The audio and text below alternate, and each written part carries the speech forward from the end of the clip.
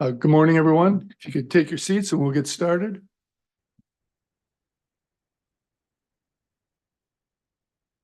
If everyone could please stand as Chief Gordon will lead us in the Pledge of Allegiance.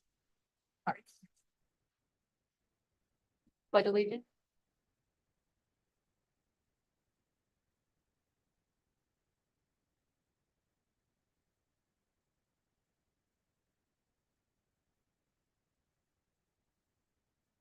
And standing for a moment of silence to honor Officer Tuan Lay of the Oakland Police Department. Officer Lay was shot and killed while responding to a burglary in Oakland last December.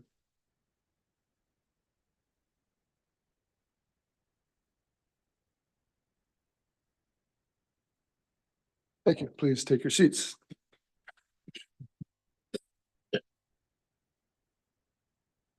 Someone get Toby some water. Yeah, okay. Mr. Knapp, would you please call the roll? Yes, good morning, Mr. Chair, Commissioners. Thank you for being here. Commissioner Barcelona, Here. Commissioner Braun, Here. Commissioner Commissioner Cooper, Commissioner Yule, Commissioner Gordon, Here. Chair Long, Here. Commissioner Lopez, Here. Commissioner Moon, Here. Commissioner Nieto, Here. and Commissioner Rodriguez. Here. Thank you. I would now like to introduce our advisory committee chair, Visalia Police Chief Jason Salazar, two to my right. And our post chief counsel, William Toby Darden. And on my immediate right, our executive director, Manny Alvarez. We'll open with public comment. This is the time set aside for members of the public to comment on items on the commission agenda or issues under the commission's jurisdiction. Public comment on peace officer revocation cases before us today will be taken at the time of the hearing of each case. Pursuant to commission policy, the commission chair will manage the public comment period in deference to the commission's workload and time constraints. Up to 15 minutes is allotted at the beginning of each commission meeting for public comment. Members of the public who wish to speak are asked to limit their remarks to no more than 5 minutes. If many people wish to speak on the same topic, I may ask that you limit remarks. Pursuant to commission policy, the chair may conclude the public comment period if multiple speakers are voicing repetitive statements, and the 15-minute public comment period has expired. And please be advised that the commission cannot take action on items that are not on the agenda today. Also, please remember that this meeting is being transcribed, so I may ask you to speak slowly and clearly so your comments may be accurately transcribed. Is there anyone present who would like to address the commission? Welcome. Come forward, please. Give us your name and organization, although many of us know it, and we'll begin.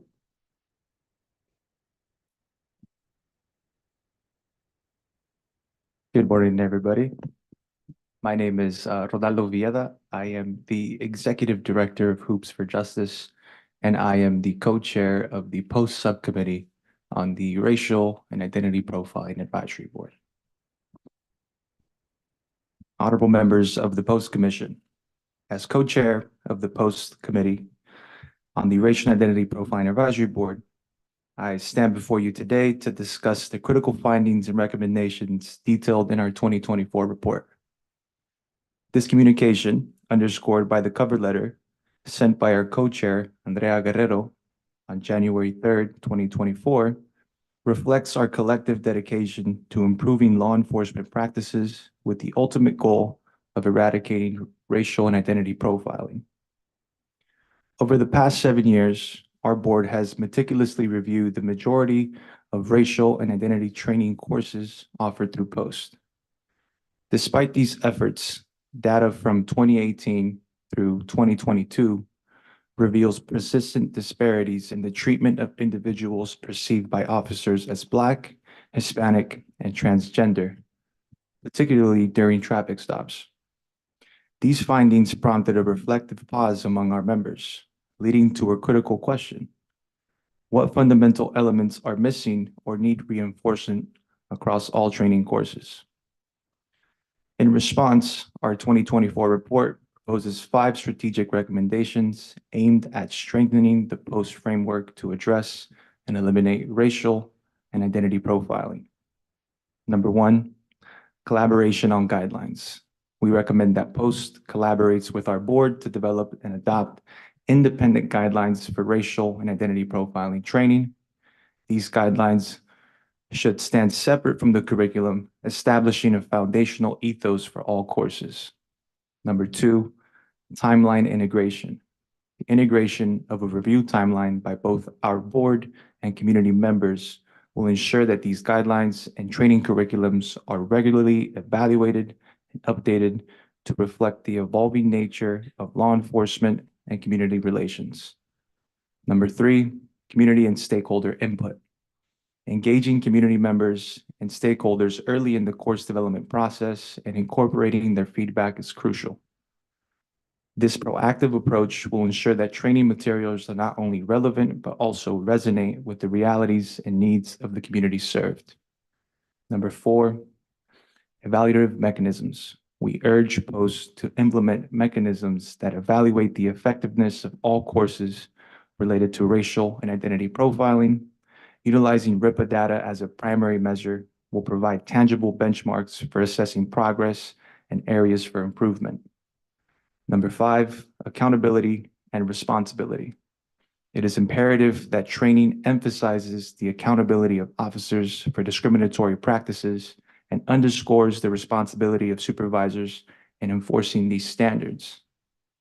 We are encouraged by POST Executive Director Manny Alvarez's advisory at the August 30th, 2023 subcommittee meeting, indicating POST's agreement with our recommendation to develop separate guidelines for all POST-certified racial and identity-related training courses. This collaboration is a significant step forward, and we are eager to engage in this critical work together. In conclusion, as we did for the 2023 report, we anticipate written responses to the recommendations laid out in our 2024 report. Such dialogue is essential for mutual understanding and the effective implementation of these strategies. Together, we have a monumental opportunity to lead change, foster trust within our communities, and ensure that law enforcement officers are equipped with the knowledge and skills to serve with fairness and dignity. Thank you for your attention and commitment to this vital cause.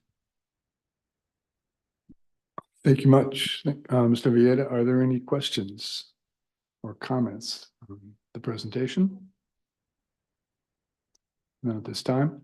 Thank you very much for being here. Thank you for going over your recommendations. I urge everyone to take a good look at them and take a good look at the report. And I'm heartened by the positive words of cooperation and hope we'll continue along that path. Thank you very much. Thank you very much, sir. At this time, Executive Director Manny Alvarez would like to address the commission. I didn't see, are there other public comments? I didn't see any hands or nodding, so I shouldn't assume. Seeing none, Executive Director Alvarez. Thank you, Mr. Chair, and good morning, commissioners and members in attendance today or participants in the meeting. I appreciate, again, the offer to allow me to speak this morning. So I just wanted to give you an update on some significant items that we've either pushed out or will be pushing out in the very near future. And really, before I even start, because I don't want to forget this, I just want to thank Captain Zine. I don't know if Captain Chris Zine is in the room, and the LAPD for hosting us today. They've kind of gone out of their way to give us their facility for the meeting. So thank you, Captain Zine, who's in the back of the room. Thank you. So first of all, we pushed out a bulletin on cannabis use just a couple of months ago, and pursuant to legislation which limits questions that can be asked about cannabis use by peace officer candidates. It's an important bulletin. For those of you that are interested, it's Bulletin 2023-67. It places some very strict limitations on what can be asked and how testing can be conducted for cannabis use or not conducted for cannabis use. We also pushed out another bulletin on background investigations, and that bulletin essentially states that if department uses a third-party vendor, a PI or a third-party company to conduct the background investigation, that background investigation may very likely be available to the individual candidate and may have to be disclosed. It's a significant bulletin in that a lot of the background investigations that are being done across the state are being done by third-party entities. It does not apply when a department conducts a background or a retired annuitant for a department, as long as the individual is considered an employee of the department. That bulletin is 2024-08. As you're going to hear today, we are rolling out, we have a request before you today to roll out active shooter training in a pilot. So you'll hear specifics on that. We recently released elder abuse guidelines as well as hate crimes guidelines. We're currently working on canine guidelines. As Mr. Villeda mentioned during public comment, we are also embarking on racial identity profiling guidelines. We have included RIPA in those guidelines. I believe Mr. Villeda is going to participate, as well as another nomination by the RIPA board. We've also started working on IA guidelines, or internal affair guidelines. And we're also working currently on missing persons guidelines. Last week, we started a project on creating a hate crimes video for law enforcement in response to Assembly Bill 449 to get the message out. It's a collaborative effort between Post and the Department of Civil Rights and the California's new commission called the Commission on State of Hate. We hope to get that out in the next 3-6 months or so. So that is in the works. Also, in January and in February, we started a review of the management course. For those that are unaware, the management course is a requirement for all lieutenants within the first year of appointment. We have a significant number of, hundreds, close to 1,000 lieutenants that go through that course every year. So we're taking a deep look at it to see if it's contemporary and where the law enforcement executives and where Post think it should be. Also, in January and February, we hosted training or Post symposiums, one in Southern California and one in Northern California. Hopefully, some of you were able to participate. It was a one-day curriculum. We had approximately just under 400 people at each event. That was a big to-do for our staff to put together, and that went off well. Something that we mentioned a while ago at commission meetings, we're working on building space inside the office at 860 Stillwater Road in Sacramento. That project is moving along. It's just taking a little bit of time with the contractors and the Department of General Services in the city of West Sacramento. We were hoping to have, pursuant to their timeline, some of the space done by the end of May. It is not going to be done by the end of May because they haven't even broken ground yet. So we're still working on that. And then lastly, for those that were here yesterday, one of the advisory committee members, Chella Cottrell, who's a dispatch manager at Citrus Heights Police Department, spoke about the importance of dispatchers and in the law enforcement profession and the significance of dispatcher training. I can't echo that enough.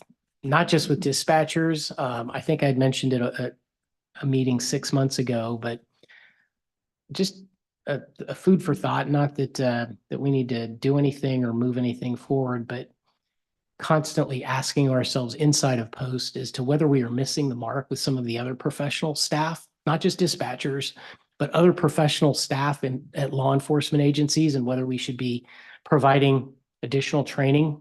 Historically, we haven't.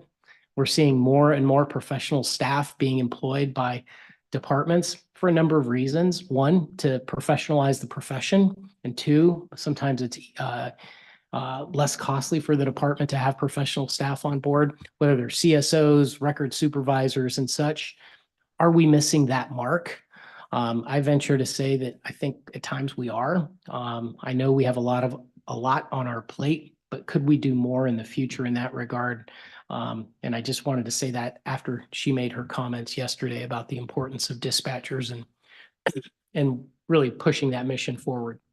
With that, I appreciate your time that you've given me to speak, and thanks again for everything you do. Thank you. Thank you, Director Alvarez. Our first item is approval of the action summary and meeting transcript from the November 30th, 2023 meeting. Is there a motion to approve the summary and transcript? Move Brazil. Second. Second. Is there objection to unanimous consent? Then transcript and minutes are adopted. Our next item is our consent agenda. We will hear reports on items 3, 6, and 8. Item 7, the SB2 report, we have moved to the post-ad portion of the, and so as to consolidate a little bit. So we'll hear item 7 later. Would any commissioners like to add a report on additional items other than 3, 6, and 8? Okay, so we'll go to number 3. Report on basic course presenter statistics. Bureau Chief Carrie Holler will report. How those Lakers do last night? That was the low blow. It's hurtful. Good morning, Mr. Chair and Commissioners. At the November 2023 Commission meeting, Post-Basic Training Bureau staff presented Commission on information on the basic course certification review process. During the presentation, several stated their desire to have the ability to view statistics related to basic course presenters, specifically the success and failure rates. Our staff worked with our Computer Services Bureau to develop a dashboard, which will provide basic course statistics that can be broken down by many different options. I'll ask Tobias if he can please pull it up. So this is real-time data. The information is pulled through the electronic data interchange, which is EDI. It's a little blurry. Maybe it's my eyesight. All right. So in the agenda packet, there was a couple still shots, attachment A and B, that you can also look at. So as you can see, there's different tabs, and you can kind of mess with the course title. You could click on the different types of courses. So we have our modular format presenters. We have the basic course in the extended format, intensive format. You also, at the top, it shows the year. So you could sort it by year. It goes back to 2020. Down below, you can see that you've got the course title, the presenter name. You can look at the number of affiliated students, the number of non-affiliated students, students that completed the course, the number that still employed, the number hired during training, during the course, and then the number hired prior to or on the day 1 of training. So you can filter through whatever you would like to look at on that page. On the next page, under the graph, you can, it's basically the information pulling the affiliated versus non-affiliated. You can go filter it through the presenter name or the course title. So you can look at a specific presenter and look at their different courses. And then on the bottom there, we did do a definitions page just to help provide information, definitions for people who aren't familiar with what affiliated student means, non-affiliated, extended, as you can see right there. This would be made available on the Post website under the community tab, which is on our website. And then you just go to the data warehouse, and it could be made available immediately once we decide it's what you guys would like to see. Any questions? Questions or comments? Anyone from Ms. Holler? Much appreciated and fantastic. Very interesting. Thank you. Thank you, Ms. Holler. We go now to item 6, a report on peace officer certification statistics. Certification Bureau Chief Michelle Weiler will report.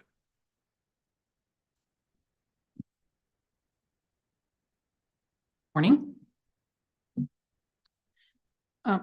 Before I begin, I just wanted to remind that after our last meeting, moving forward, we will start giving year-to-date statistics rather than strictly quarterly statistics, so there's no confusion about the numbers. So as we move forward in June, the numbers will continue to get bigger. So real quick, our numbers as of the posting of the agenda, publication of the agenda, we've approved 1,037 notices of appointment so far this year and issued 784 proofs of eligibility. We've issued 624 basic certificates. We currently have 100,137 active peace officer certifications. And we have, again, at the time of publication, 158,765 inactive peace officer certifications. Again, those numbers encapsulate individuals who've separated from service for 3 or more years, as well as individuals who previously had only a proof of eligibility and separated either without, well, they separated without a basic certificate, either because they were in classifications never eligible for one, or they didn't complete probation. As far as actions taken against certifications, we have revoked 14 certifications, and that was based on those individuals who were approved by the commission November 30th, 2023, as well as default revocations for individuals who failed to respond to a notice of intent to revoke. We have issued so far 9 immediate temporary suspensions this year, disqualified 9 individuals based on felony convictions identified in Government Code 1029, and accepted 6 voluntary surrenders. In terms of separations, we have received 1,245 total affidavits of separation. Of those that were related to serious misconduct, 14 were for dishonesty, 2 were related to abuse of power, 4 were related to physical abuse, 1 was for sexual assault, 1 was for demonstrating bias. We received 3 for egregious and repeated acts that violate the law. There were none for participation in a law enforcement gang, 3 for failure to cooperate with an investigation, and none received for failure to intercede. Yesterday, Chief Salazar and the advisory committee asked for some additional information in future reports that would help us distinguish of those numbers for serious misconduct, how many individual officers were represented. So you'll see that incorporated in future reporting. And then Tobias, if you can show that screen. We, similar to what's Carrie Holler just displayed for you for a dashboard for basic courses. This won't be necessarily publicly available yet, but we are working on visual to provide you with future presentations of the peace officer certification statistics. So it can help you kind of more easily visualize what our numbers look like. If there's anything you would like us to change or add, we're open to that. Also, Chief Salazar had some recommendations yesterday in terms of displaying up there maybe some additional terminology so that when people are looking at it, they understand what the numbers actually represent. And again, distinguishing the individual officers represented by serious misconduct, putting that number up there as well so that it doesn't get too confused with the actual numbers of serious misconduct allegations. And then he also asked that we distinguish for the total number of affidavits of separation, how many were for resignations, retirements, terminations, did not complete probation. So I'm open to feedback or questions. Yeah, Sheriff Nieto. Michelle, on the inactive and active certifications chart, the 1,500, I'm sorry, 100,058,765 number, is that certifications ever since post started, or is it for those dates that you stated in the report? These encapsulate everybody since post, I guess. That might be a bit misleading for people looking at the data. So I don't know how to clean that up, but we need to clean that up so it makes sense. We can probably set parameters on that. I can talk to our computer services team for a start date from, I don't know how, 1990 maybe, moving forward, because there are probably still some people who've been working that long. So we can set parameters. Do you guys have a specific date or year you wanted me to start with?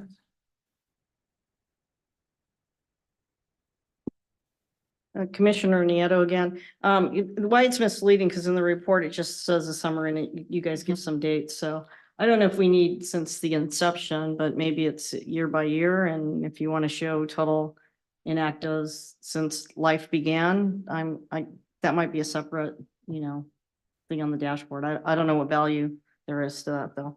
So yeah, it's blocked by the little image of the video. In the top right corner, you can see maybe report year. Currently I can drop down to 2023 and 2024. So it would be, but again, it's still counting that number from when we, Inception. yeah, so I can go back to 1980 maybe and start from there. Seems like a more realistic number. But there's some people I know that are still working. Or even a footnote Commissioner Gordon. indicating when it started. You know. Yeah.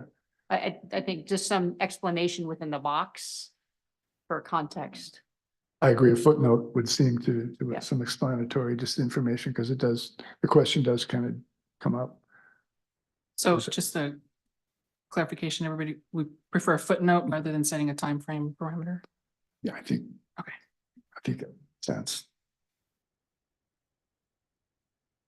Thank you, Commissioner Nieto. Commissioner Brazil.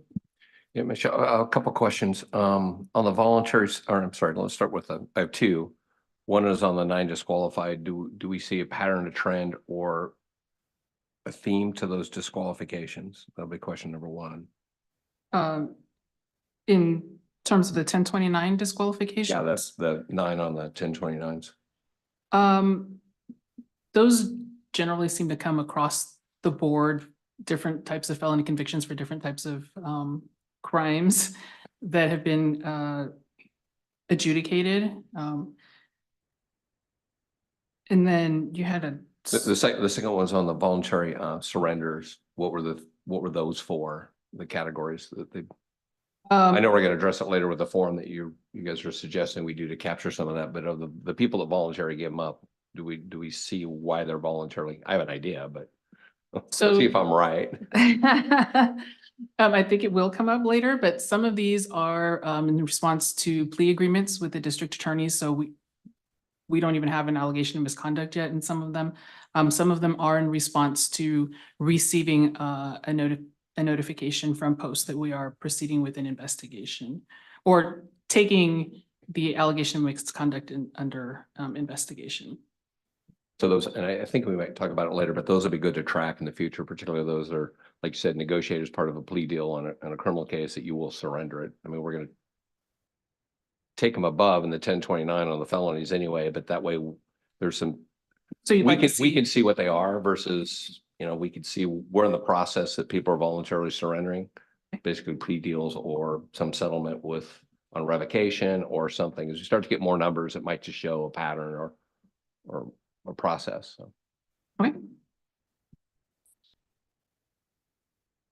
Commissioner Gordon.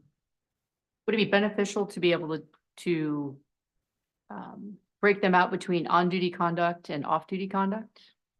Especially on those criminal, for the 1029 disqualifications or for both those and the Both. surrenders?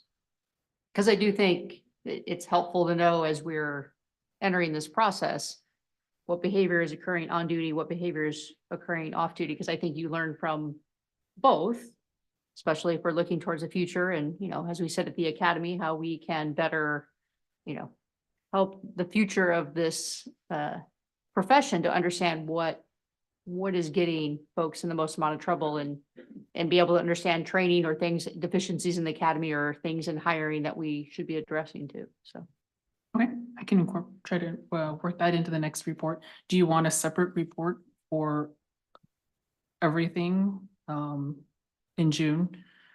Or do you want it just the current year-to-date statistics? Everything meaning last year and this year.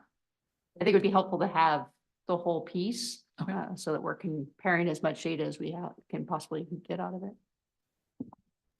And Commissioner Brazil. yeah, Commissioner Gordon's spot on this one, because I think as we start to get more numbers, it'll allow us to identify potential patterns or trends. It could even go back to basic academies, something happening at a basic academy or an ICI course or something like that. Once we start getting this volume of numbers that come in, it's, 9's nothing, right? But 10 years from now, the commission sitting here will thank us for 10 years ago, they decided to do that. So we can look for improvement processes or identify patterns, particularly when you compare that to backgrounds. You start to see a pattern with a certain region or an agency or a private vendor doing background checks that we see that they're missing something. So we just don't know what we don't know. So Thank you for that. Thank you, Commissioners Brazil and Gordon, for those comments. Anyone else? Seeing none? Thank you, Ms. Wiley. Thank you for your report. I'll be back later. Our last consent report is a legislative update from Megan Polis. Will provide it to us.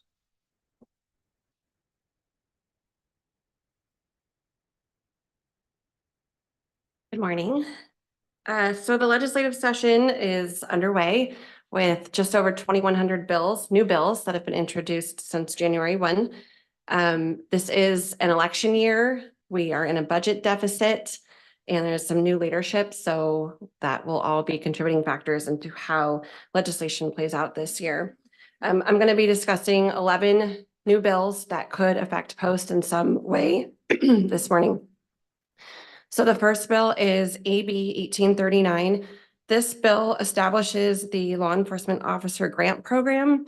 It would provide up to $6,000 a year for individuals enrolled in a modern policing degree program at a California community college. Grant recipients must commit to working as a peace officer for at least 4 years, and recipients would agree to repay the monies if certain conditions are not met, and that money would be issued by the Student Aid Commission. The next bill is AB 2042. This is the first of two. Ms. Go ahead. Would you mind just, and maybe I'm just curious, would you mind identifying the authors? Yeah. AB 1839 was Alanis. This bill 2042 is Assemblymember Jackson. So this is the first of two bills related to police canines. It's the same bill that we saw last year, AB 742, but it's reworded differently. It would still impose restrictions onto the use of canines, specifically in biting. The bill is, like I said, worded differently, and it states that Post would create 2 separate guidelines, one on standards and one on training.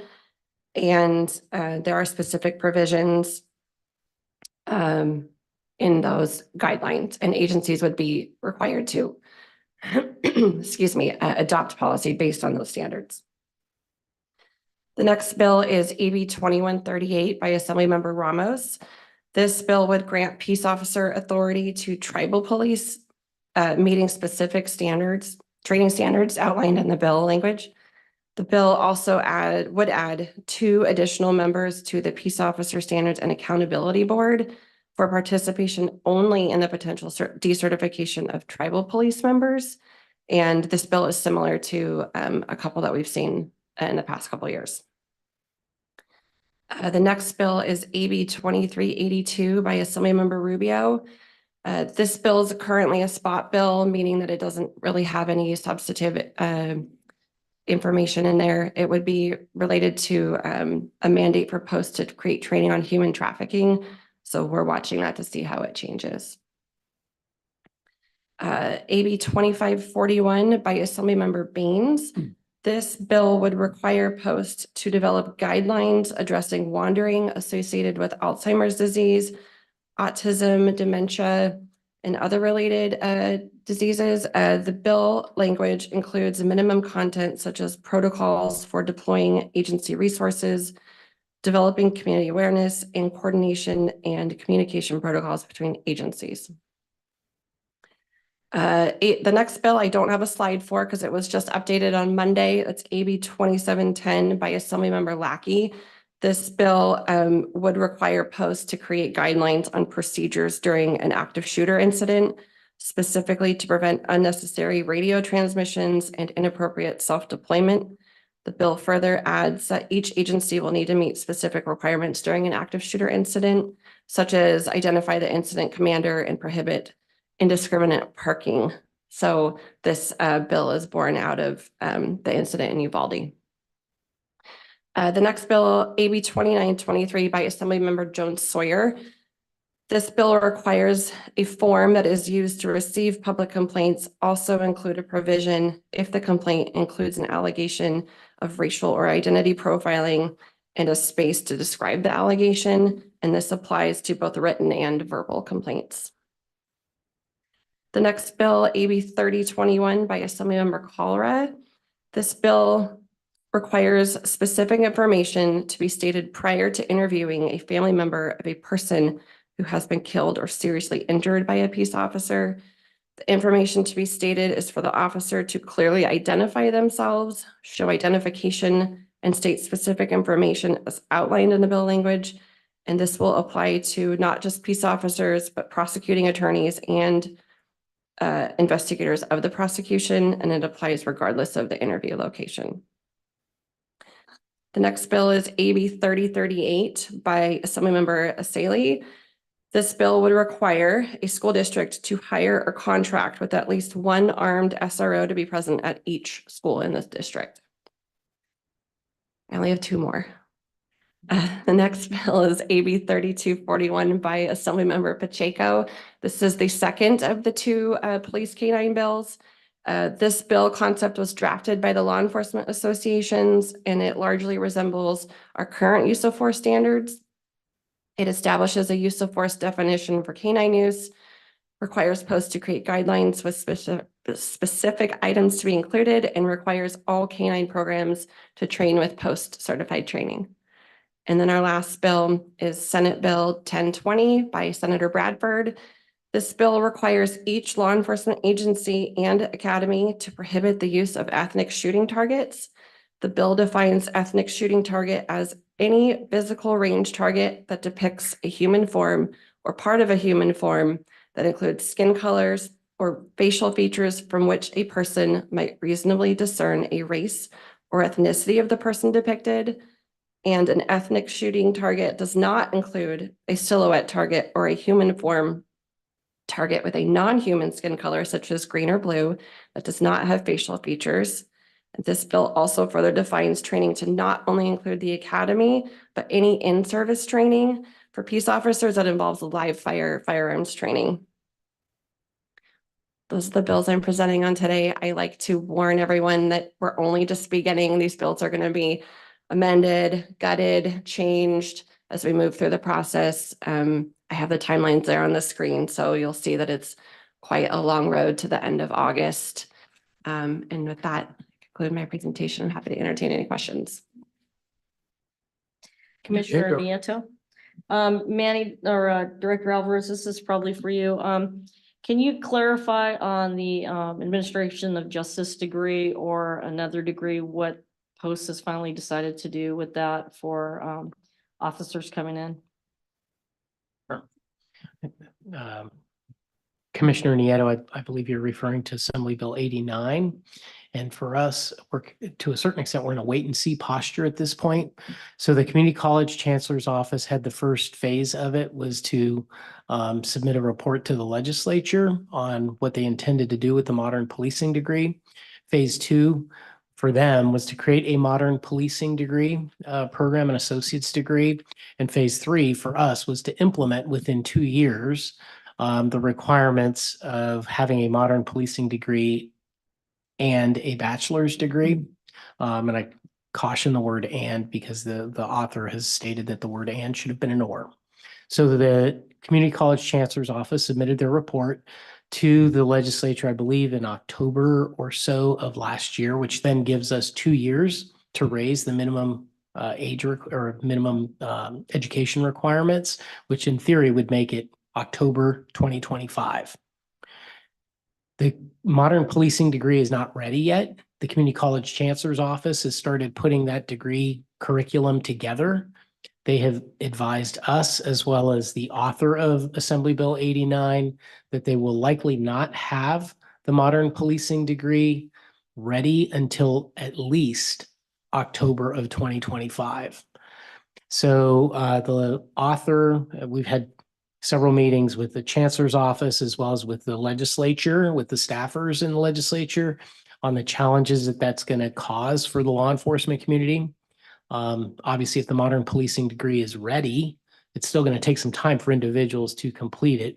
And we're on the clock for October of 2025. For us, what that entails for us is when we audit the files, the appointment files, right now, the floor is a high school diploma or a GED. We will be checking for a modern policing degree or a bachelor's degree.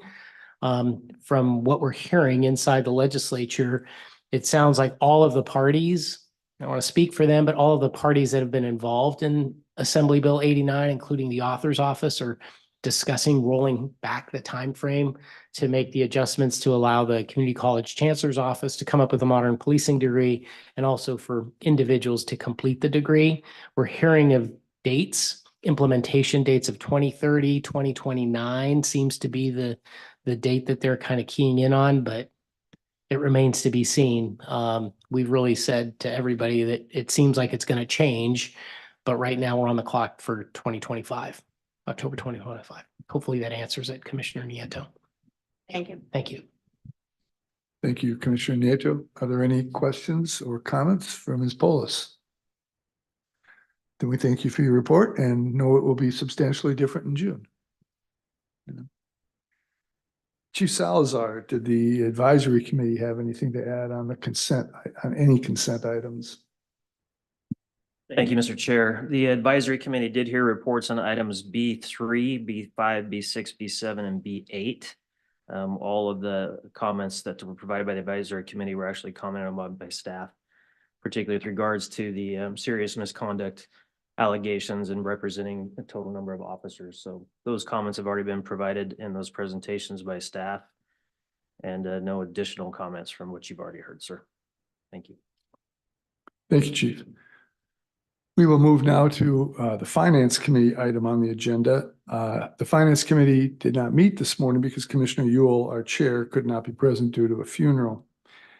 So Finance, we will have a brief finance report this morning from Bureau Chief Cheryl Smith. While Ms. Smith is coming to the fore, I will simply note that the general, as you've probably followed in the press, the general tone and tenor of the budget is how big the deficit is. The budget proposed by the governor makes and keeps post whole. There are no significant adjustments or changes. However, the governor's budget addresses what he estimated to be a $38 billion hole, and the legislative analyst is now estimating it's closer to 73 billion. So similar to Ms. Polis's changes that we'll see in June, there may be more changes ahead as the governor grapples with this growing deficit. Ms. Smith. Good morning, Commissioner Long, commissioners. I'm going to just, we could skip over the 24-25 budget unless anybody has questions in regards to the 24-25 proposed budget as it currently is. I'm just going to go over where we're at with expenditures. This is the overall expenditures. This includes the state penalty fund and the general fund and where we're currently at. So for the state penalty fund, of the 46 million, we've expensed approximately 21 million. General fund, of the 56 million, we've expensed a little over 26 million. So right now we're about halfway. This is as of February 14th. Is there any questions in regards to where we currently stand with expenditures at all? All right. Next slide is just a breakdown of the state penalty fund. So we have standards training and peace officer training and where we currently stand with that. So for standards of the 3.8 million, we've expensed approximately 1.1 million. On training of the 20 million, we've expensed 11 million, and peace officer training of the 13.56 million, we've expensed about 5.7. So for our total budget of state penalty fund of 46 million, so far we've expensed 21 million. Any questions in regards to state penalty fund expenditures? All right, the next one, general fund breakdown. So for standards of the 13.1 million, we've only expensed 3.3 million. Training of the 8.3 million, we've expensed 4.5. Peace officer training, the 20 million, we've expensed so far 12.3 million. And for post administration of the 14.5, we've expensed 6.2 million. So of the 56 million budget, we've expensed a little over 26 million. Any questions in regards to general fund expenses? One quick question. Is that Commissioner Brazil. On the standards, is that that, excuse me, the low number because of hiring? Yes, in the general fund because we're just Yeah. having problem filling positions. correct. So Okay. we still have over 100 openings. Yeah, okay, thank you. All right, and the next slide is where we currently stand with contracts requiring commission approval. So any contracts of 250,000 and more. This is where we currently stand with where we're at with those contracts and what we've executed so far and invoiced. Does anybody have questions in regards to where any of the contracts are at currently?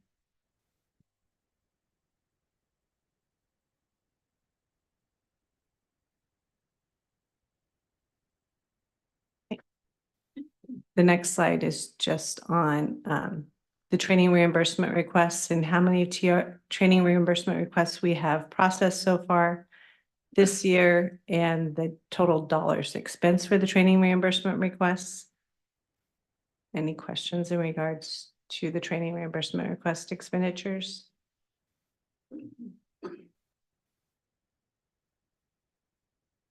Next. Questions or comments? Good. Then I believe Director Alvarez has something to say. I'd like to just make a couple of comments. First of all, in terms of local assistance, this will be the first year in multiple years that we're actually going to spend all of our local assistance money. And that we're projecting to be close to zero, which is a good thing that we're pushing that money out to local law enforcement and providing some form of subsidies for certain other parts of training like EVOC. So we do anticipate spending all of our local assistance money. Also, just keep in mind, this just as a constant reminder in terms of invoicing with the state system, although some of those numbers look like there's going to be a significant savings, especially with our contracts to deliver training such as the detective courses, the ICI courses and such. The state allows for up to 3 years to be invoiced, and sometimes they come in pretty late. But we also feel like we're on track to spend all of our training contract money this year.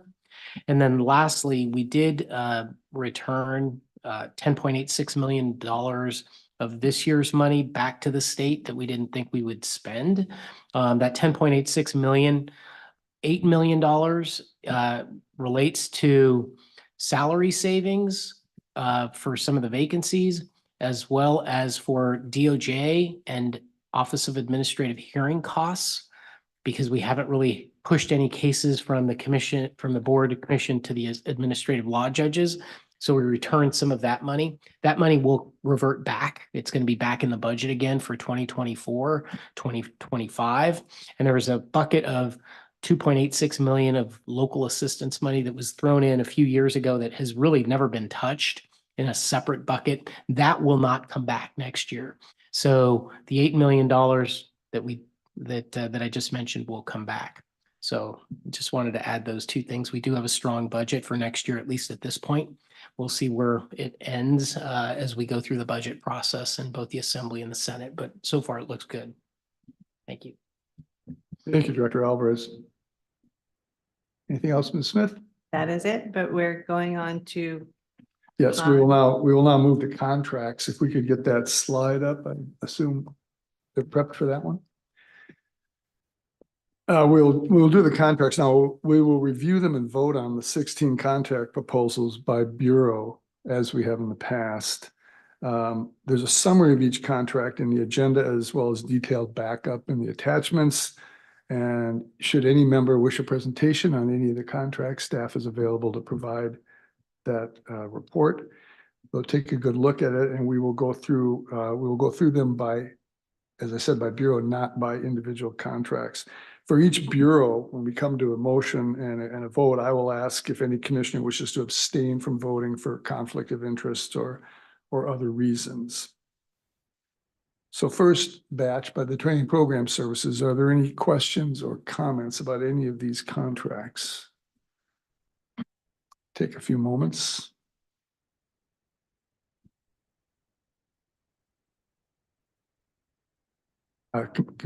Director Alvarez. Thank you, Chair Long. With your permission, can we also ask the bureau chief for each one of those to accompany Cheryl during the presentation in case there's questions that are in the weeds that Cheryl may not be able to answer? Oh, absolutely. Okay. That's the Thank you. presumption is that Staff is here for each contract, and if anyone would like a presentation in addition to questions, please just Okay. speak up. So Bureau Chief Brad Newmeyer will come up with Cheryl for training program services for the first item. First Commissioner 9 Gordon? items. I'll hold my question for the specific contract. Anyone? I would like to raise kind of an ongoing issue, and I'll start with the Presley Institute, the Institute of Criminal Investigation. It's just a question of basically due diligence for, staff review of these projects. Criminal investigation and quality assurance program both seem to have a great deal of disparity in the costs. There are 9 providers for the ICI, and the presentation costs per provider vary widely from $27,000 for the DOJ to $46,000 for South Bay Regional. I understand there are reasons for differential, there's travel, there's wages, et cetera. But I also recall that South Bay was also a bit of an outlier when we looked at the supervisory course costs. And I noticed that the costs for the quality assessment program, number 8, have increased by 20%, and that's also operated by South Bay. So I'm not intending to vote against any of the contracts or anything, but I'm just looking more for a due diligence affirmation and assurance from staff that we remain vigilant on these contracts, especially when there's such a disparity in presentation costs between providers, as we saw in the supervisory a couple of meetings ago. So that's all, just a comment and a question that to give us some assurance that these disparities are looked into. Absolutely, they are, sir. We have program managers assigned to each of these contracts. There's language in there where they can do a wide variance of checks and audits on them. Each year, we start talking to our contractees in September, October, forecasting for this meeting in March. We start talking about forecasting costs. One big factor this year was that the state did change their overall reimbursement rates across the state effective January 1, which definitely affected this year's contracts that drove prices up. Some agencies actually increased their indirect costs as well, which is allowed in the contract.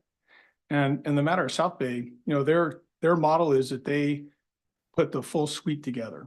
They said everything that they can to make it as a full a course as they can that's under the allowable reimbursement. So they are a full suite. They send everything that they can to put as good a course on as they can based on their costs. They are in a place that's a very high cost for the state. We don't do meetings there because of the room rates and rental rates on AV and all these different variant things that can really drive up the cost. But we do have personal conversations with the folks over at South Bay. We know them well. We talk to them on a regular basis, and we do confirm that the cost that they're indicating is what they're saying it costs to present that course, and that's an allowable reimbursement that we provide them for the delivery of that service to us. Yeah, I certainly am not don't mean to pick on South Bay, but when you have a list of presenters and the disparities are so great, it obviously raises questions about are we making the smartest choices with some of the providers? And contracts in general are where entities get into trouble. They're historic contracts. Sometimes they're pervasive. They just continue on. So that's all. Just a word of concern. I have a follow-up. Commissioner Brazil. So where is South? I know they've got some challenges with locations, but when you look at their budget, where are they the outlier? Because certain costs are going to be the same. Materials are going to be the same. That's all going to be similar. Where are they the outlier compared to others in the courses they present? To the best of my understanding, the hourly rate for instruction is higher for them, as well as facility costs, and then the amount of personnel that they send. So that's kind of the outlier for them. Personnel and hourly rates. Correct. This year, their subventions did go down. That's monies they receive from other places. And they know that the wide variance at times can be explained a lot of times by that as well. Some are college-based. They'll get large disbursements. They'll get in-kind instructors that teach for nothing because their agency is being paid by the agency. They'll do it at their own facilities. There's no facility cost. There's no AV rental because they bring their own. There's a wide variance in how those costs can go up and down. The supervisory course in questions is hosted in Monterey. Who doesn't want to go to Monterey? It's a good draw. They always have a full course there, but it's an expensive place to put it on. And we're having discussions with them to talk about would Fairfield be better or would Sacramento be better? Would you get the same attendance? Because it is a needed course. And we do have those due diligence discussions with them and tell them that we have to come and justify your numbers to the commission. We don't really have a dog in the fight because we're paying for a service they're providing us, but it has to be reasonable and it has to be something that you will all palate and accept as a reasonable cost for the train that we need to put on. If it's not, let us know and we can look another way. We can find another presenter. We can find another way if necessary. It's just up to you to decide what you think is best. Yeah, and I share the chair's concern is, you know, we have a deficit. It's just a matter of how deep it is. Hasn't been touched yet, but I think we owe a surge due diligence to identify where we see variances of this significant a variance. And again, I totally understand that sometimes there's the staffing costs are down because they're using personnel from their own agency and they're not double dipping. They're just paying them to be there. But it'd be good to just take a really, really deep dive to be able to show the legislature and the governor's office that we really look at our budget seriously in the process, because it's that way we aren't getting nitpicked later. We do it to ourselves up front. So. Commissioner Nieto, can you just tell everybody in the audience what South Bay covers? Because we're part of South Bay, so I know South Bay. They're a big player in our footprint. They have 3 academies. They run the QAP program for us. They're in the supervisory course. They're in the management course. So I would say if, you know, they're top 2 or 3 presenters for us in the state. And geographically, if you could describe that. They're in the South Bay, around the Bay Area, about the most expensive place in the world. They're spread all over from north to south. So there's South Bay in Southern California. So the South Bay, it's San Francisco, San Jose, the Monterey Peninsula, Coyote, you know, it's they have the 3 academies. So it's a large geographic area that South Bay Regional is covering in the Central Coast area. Other, Commissioner Gordon. And I was just gonna say, a lot of agencies send because they have the availability for classes that we all need. So I think that is the other point, is that they're always full. They're classes that we all desperately are trying to get our folks into because of the ICI courses and what they're offering. They're hard courses to get anywhere else. So I just want to make that they're offering classes that are really harder to find in other places. If you look at the list, they offer ones that other places don't offer. And Commissioner Nieto, I'm not defending South Bay because I do believe that we are fiscal managers of our dollars and we have to do it smartly, but they do draw in like Santa Barbara because it's in Central California. So they're drawing northern agencies in, they're drawing up outside of Los Angeles, Santa Barbara on up in, and then across like from Fresno in that way. So. Thank you, Commissioners. I believe Director Alvarez. So thank you, Mr. Chair. So in regards to South Bay and the courses that are listed up there, South Bay is presenting a lot of these courses, specifically the ICI course and a bunch of others. And we think their costs are reasonable. They're a little bit higher and we completely understand and we've approved them and have presented them before you. It's really for us has been the supervisory course. So we did pull the supervisory course out of the mix for them. We've had a lot of discussions with them. It just seems like that course is much more expensive than anybody else. And we pulled it. So that is not, that's the only place that we're not seeking authority to spend money with South Bay. They also present 8 supervisory courses per year, and they also do the supervisory course update under contract. We've pulled all of that, hoping that we can find some other solutions, other presenters, or that they can lower their costs in some fashion. So we may have to come back to you all in June, either with a revised request for South Bay or with additional presenters that can pick up the slack for those 8 courses that need to be presented in that area of the state.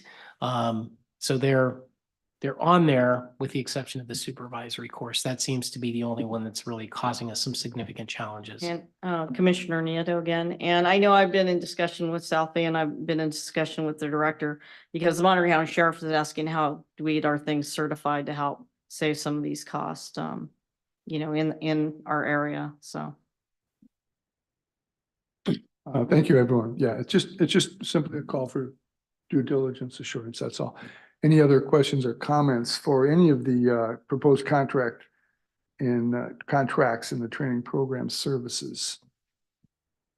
If not, is there a motion to approve these 9 contracts? Motion Barcelona. Motion Barcelona, is there a second? Can I just ask one other Of quick course. question on Commissioner that? Gordon. On the management course, I think Director Alvarez referred to it's being revamped.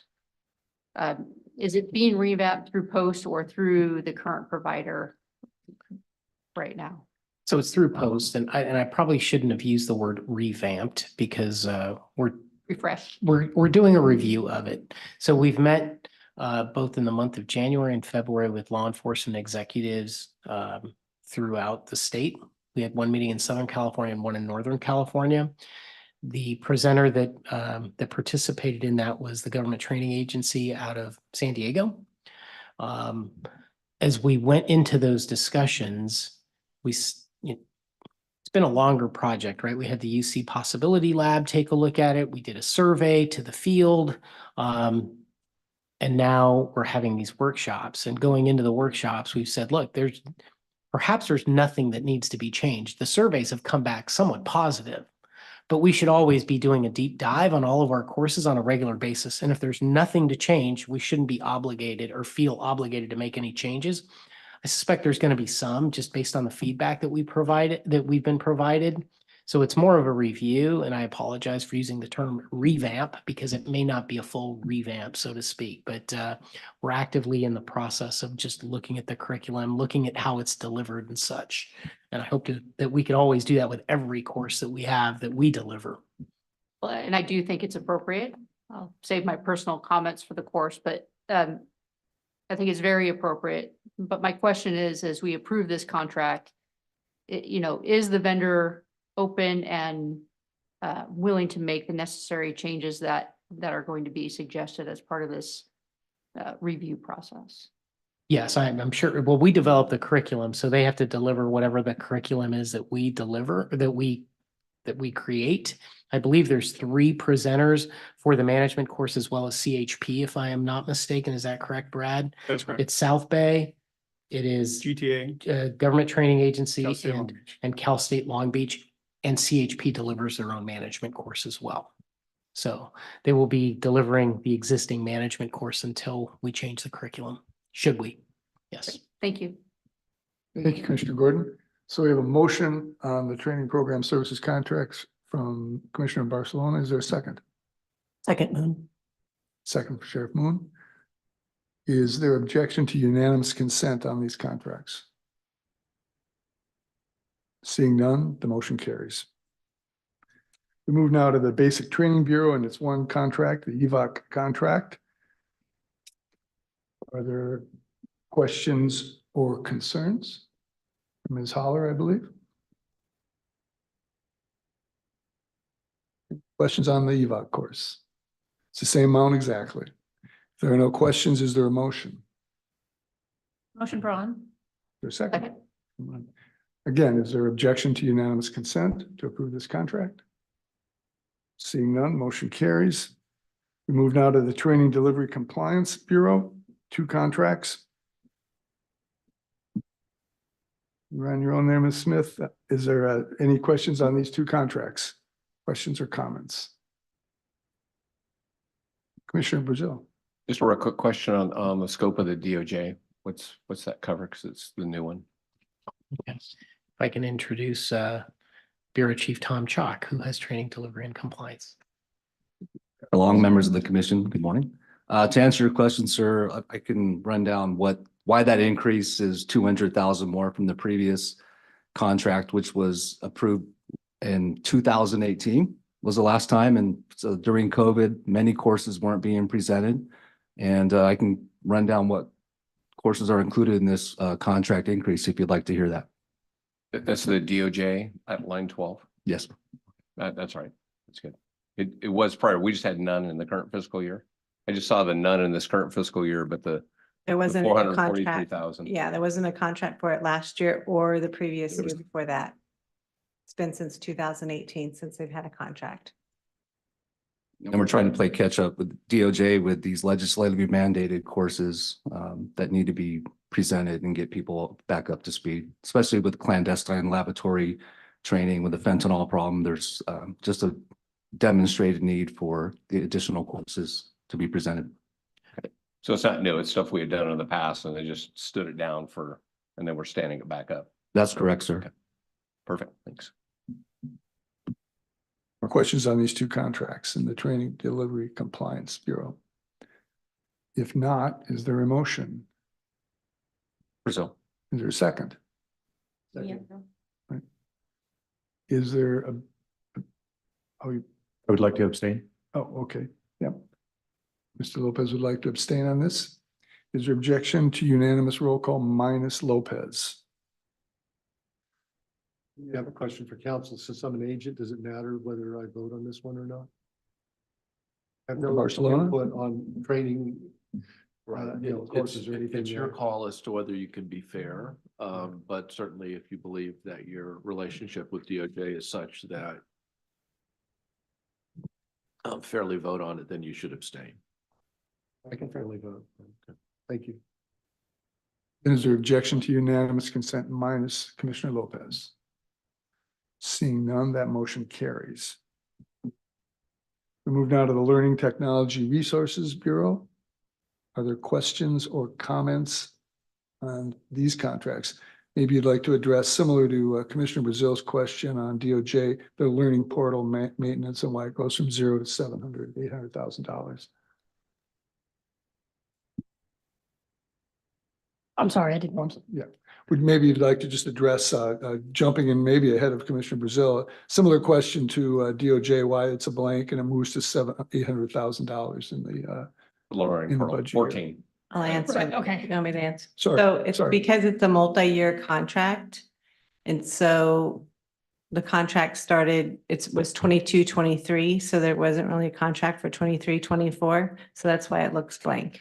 It's a multi-year.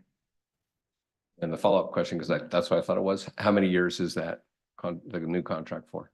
So they're gonna change it to do it yearly for this year, not do them. Yes, we're considering going to a yearly because we're trying to catch it up on a fiscal year basis. Right now, there's an overlap because of the way that it has transitioned over the last couple of years. So we're making it into probably a year and a half. So we're trying to do a catch up right now with that. Get it out of calendar and go into fiscal. Exactly. Okay, so this contract, the 777,000 will get us through the current fiscal year and additional, or is it that just for the next fiscal year? I'm sorry, not the current one, for 24-25. Okay, so you talked about the 777 for the 777, learning yeah. portal maintenance, but are we still talking about the video or are we talking about the learning portal? The learning portal is what I was looking at. So so the learning portal, because we do have the new portal, we are also coming out of a 2-year contract and we're going to a annual contract so we can evaluate the product since it's a new product. Thanks. Thank you, Ms. Ritchell. Any other questions or comments regarding the Learning Technology Resources contracts? Seeing none, is there a motion? Motion, Braun. Is there a second? Second. Would anyone wish to abstain from this tranche? Seeing no abstentions, is there objection to unanimous consent? Seeing no objections, the motion carries and we are on our final contract for POSAD. Take a look. And Ms. Del Munayo will come up if there are any questions or comments on this contract. Mark 43.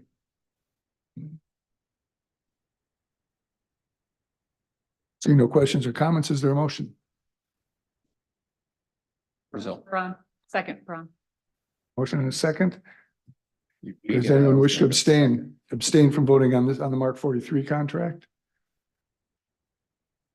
Seeing none, motion carries. No objection to unanimous consent. That finishes up the contracts. Kathy, you okay? You need a break? You okay?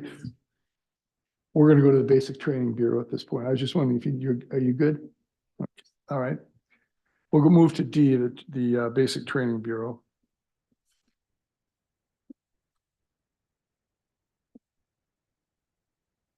Welcome back, Ms. Holler. Item D1 is a report on the development of the basic course curriculum and proposed pilot programs for LD Learning Domain 44 active shooter.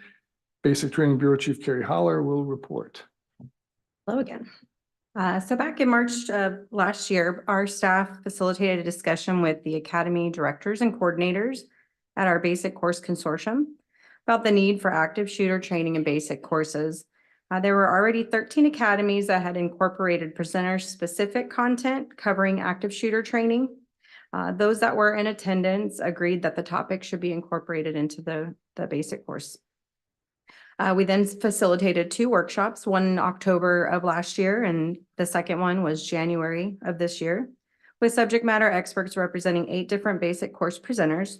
After they reviewed the active shooter-related content within the existing learning domains, they decided that the training should be its standalone learning domain. During the workshops, they developed the proposed training and testing specifications, which were attached in the agenda. As this new learning domain has never been presented statewide, post staff requests approval to pilot learning domain 44 active shooter,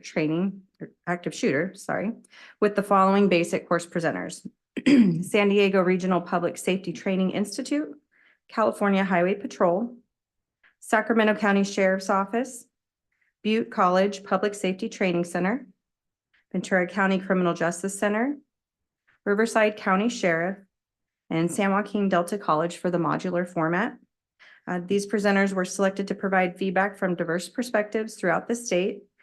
All of the pilot presentations will be completed by the fall of this year, which would allow us to review the student feedback, the instructor feedback, and then report back to the commission. This will add to the 664 hours in the regular basic course. That was a question yesterday. So as it's being proposed right now, 16 additional hours. That could change either lower or higher based on the feedback that we receive. For the modular format, it's being proposed, Module 2 will have 6 hours and Module 1 will have the full 16 hours. Anybody have any questions? Brazil? I have a couple and a request. So has the curriculum already been developed for all the presenters and they're going to deliver the same exact curriculum? Correct. Okay. And then if we could consider for future consideration is adding an active shooter block into the dispatcher academy. There's a lot of lessons learned in the active shooters that don't necessarily apply to some of the natural disaster and or man-made disaster training that they get and the development of that. And if we can also go back and look at any requirements we have throughout our curriculums for ICS and NIMS. And for background, I'm going over some of the things we found in Uvalde. I was on the review team in Uvalde. Now that the report's out, I can talk about it. And those are some of the lessons learned that we had there. So I think it's important that we use that as a jumping off point for us to kind of look at some of those because those were some of the big failures were in Uvalde. There's a bunch of them, but those were some of the big ones were. So happy to help out with that. Manny actually asked me for that help, but this is good. We're moving in this direction. So this is helpful.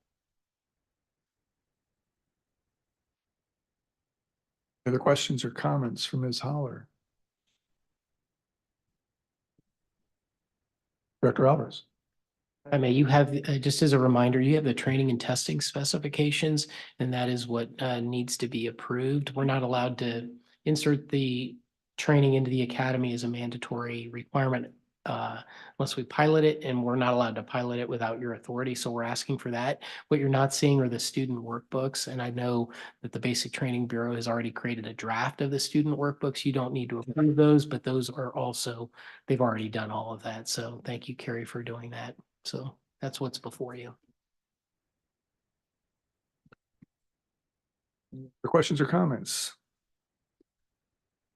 Seeing none, is there a motion to approve the curriculum development and proposed pilot as described in the staff report? Nieto moves. Second. Motion second. Is there objection to unanimous roll call? Seeing none, the motion carries. Item D2 is a report on proposed changes to commission regs 10,001 and 10,059. Ms. Holler will report on this item. There's several changes and I'll go one by one. The first one is to add the addition of a PC 832 coordinator requirement. So this will require presenters of those courses, which is the PC 832 arrest and the PC 832 firearms course, to designate a coordinator with sworn law enforcement experience. We currently require a designated coordinator for the regular basic course and the modular basic course, just hasn't been a requirement for the PC 832 courses. The second would be to restrict those who have had their peace officer certification suspended, revoked, or voluntarily surrendered from serving in various basic course related positions. Back in April of last year, the changes were made for Commission Regulation 1052, and it was inadvertently left off of Commission Regulation 1059. So this change would just realign those two. The next one would be to add the requirements to the positions of a scenario manager and a scenario evaluator. The added requirements for these positions will require the designation to be determined based on knowledge, experience, training, and successful completion of a post-approved field training program. In April 2021, Post implemented a requirement that a scenario manager and a scenario evaluator be in possession of their post-basic certificate before being designated to one of those positions. We have continued to identify issues with scenario managers and scenario evaluators who have not worked in a patrol setting and have never completed a post-approved field training program, and they're being used in these positions. So we feel it's in the best interest of the students attending the regular basic course that those evaluating them and managing the testing process would have patrol-related experience in addition to completing a probationary period. The last is just some cleanup language that we moved over. Back in April 2021, we inadvertently left off when we created Commission Regulation 1059. There's a few things that we inadvertently left off, such as the pilot program and verbiage that restricts attendance to one agency. So this would ensure that all the regulatory requirements applicable to basic course certification can be found under one regulatory section. I just want to point out on the agenda, there is verbiage regarding a recruit training officer ratio that should have been removed. So that is not to be for today. At this time, I'll take any questions. The question on, for the PC 832 arrest and firearms course. The way this reads, could technically someone who has had their certification suspended, revoked, or surrendered teach an 832 class? No, it would be any instructor. I believe it covers the instructors. And then we added the coordinator and the director. Just want to make sure, because it reads basic course. I want to make sure that 832 is included in that. Yes, the PC 832 courses are considered basic courses. Any other questions from Ms. Holler? Chief Salazar, did the advisory committee have any comments on this item? Advisory committee, thank you, Mr. Chair. The advisory committee did receive a report on this item. They agreed with the staff recommendations and action. There was a question with regards to the piece about the recruit training officer to student ratio, but as staff has mentioned, that has been pulled for this time. No further comments. Additional comments or questions from Ms. Holler? Seeing none, do we have a motion? Move Arsenal. And a second? Is there objection to unanimous consent? Seeing none, that motion carries. I'd like to go back just briefly to the proposed course curriculum and the pilot programs for the active shooter. I neglected to ask Chief Salazar what I believe there was some good discussion advisory committee said. Like, apologies for not asking at the time, Chief. Could you tell us what the advisory committee had to say? Yes, thank you, Mr. Chair. The advisory committee received a report on the LD 44 active shooter proposed pilot program. There were some questions just regards to recognizing that active shooter events largely become multidisciplinary or multi-agency events. And then thus the importance of, the training that's provided being consistent across the state so that everybody's receiving the same training with similar responses, hopefully. And then with that said, also the importance of the selection of the instructors that provide the material that are carefully vetted and competent in the category. So the discussion from the advisory committee is really around those two items. The importance of consistency in the selection of trainers. Thank you, Chief. We move now to the Certification Bureau. Item 1. You want to break now, Kathy? All right, we'll take a 10-minute break right now. It is what, 11:22? So let's, how about 11:30? Okay, Kathy, is that enough? Okay, back here in 8.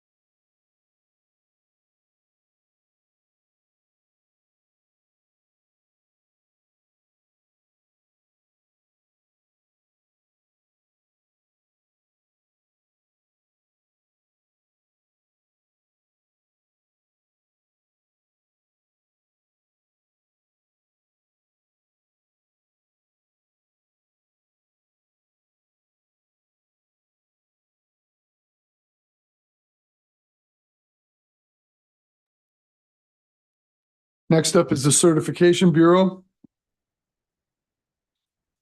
Can we get everyone in the gallery to take their seats, please? Item 1 is a report on proposed changes to Commission Reg 1205, serious misconduct. As you probably recall, we had a robust discussion of the proposed language at our November meeting. And we agreed to post the language for comment from the field and any interested organizations before taking a vote on that language, which we'll get up on the screen so you can jog your memories a bit. My understanding is no objections or comments have been forthcoming. Is that correct, Mr. Director? That is correct. Yeah. Certification Bureau Chief Michelle Weiler will report on this item. Just want to be sure the language is posted, and at some point we'll like to read it before we take the motion, read it out loud. Ms. Weiler? Yes, so do you want me to go ahead and read it out loud when it's posted or? Yeah. Perfect. So just as a reminder, you were presented with this proposed language in November with a request for you to decide whether or not you wanted us to continue down this road and make these amendments to this specific part of Commission Regulation 1205.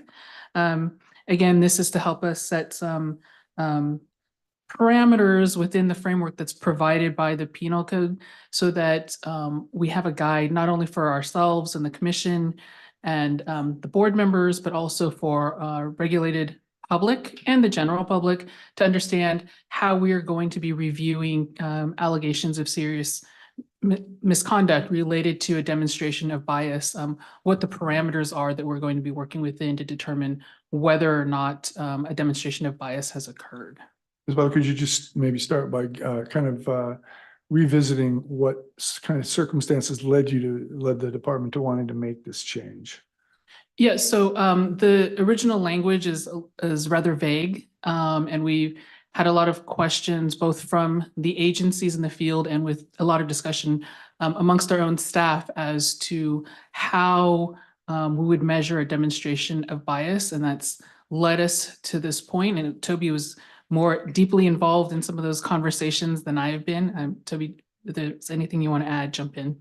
And so we decided that we would be best served for ourselves as well as the field or the agencies and the potentially affected officers if we were clear on what our guidelines would be for determining that bias had occurred or demonstration of bias had occurred, and then get your feedback on it, put it out to the public. Again, we did not receive any public comments on this item, so we have no additional recommended changes to the proposed language from, well, we have a minor proposed change from the language that we presented to you in November, and I believe that was at the request of one of the commissioners, a couple of the commissioners. I can't remember the language though. Toby, you made that change? Do you wish to comment?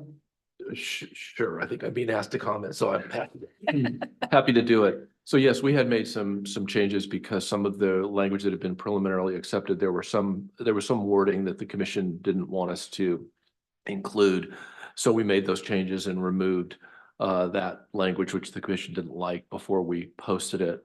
Some of the concerns that had come up in terms of what demonstrating bias is, there's a couple of issues. The first is, to demonstrate bias, does it require an actual action by the officer out in the field? So a concrete action in which you can show that the officer engaged in bias policing, or would it be sufficient if you have a demonstration of bias in terms of words, which would indicate to a reasonable person that that officer would not fairly perform his or her duties in the field?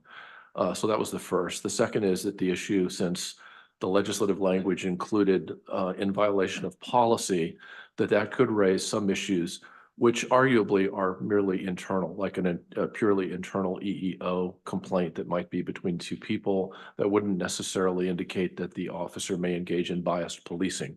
So those were the concerns that led us to bring this to you, in the past.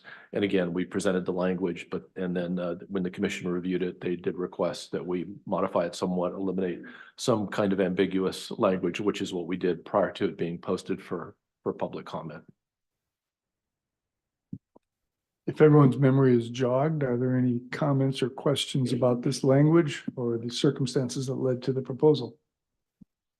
Ms. Delmont, I was here as well. Do you have any comment you'd like to make before we move on? Just specifically, the verbiage that was removed is we had closed-mindedness. I think if you all remember, that was part of the language. We struck that from the language before it was posted. The other issue that came up is we do outline words, actions, or other conduct.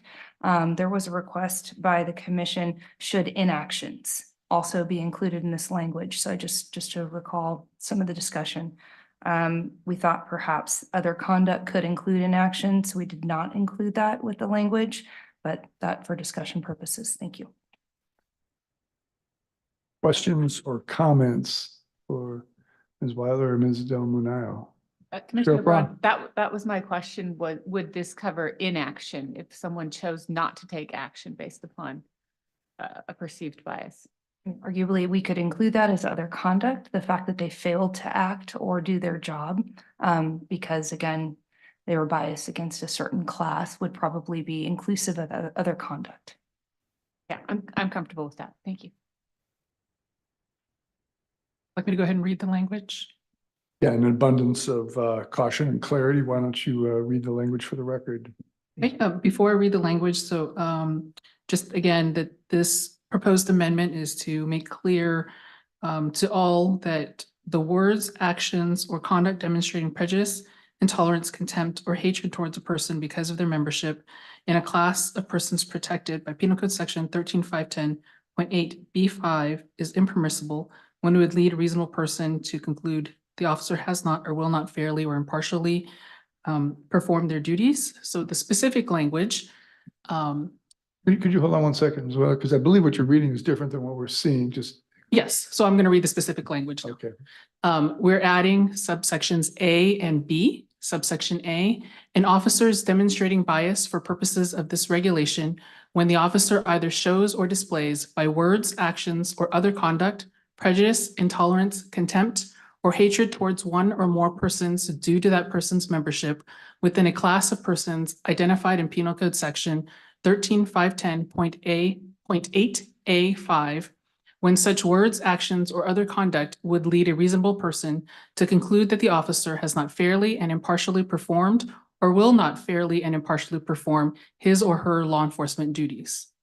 Subsection B, an officer engaging in racial profiling in violation of Penal Code Section 13-519.4 is demonstrating bias because profiling casts suspicion on a class of people without individualized suspicion as to the person being stopped. Any questions or comments on the language from commissioners? Commissioner Braun, Commissioner Braun. it might be clear, and I think the legislature is tending towards this to say their instead of his or her. Vicky, sorry.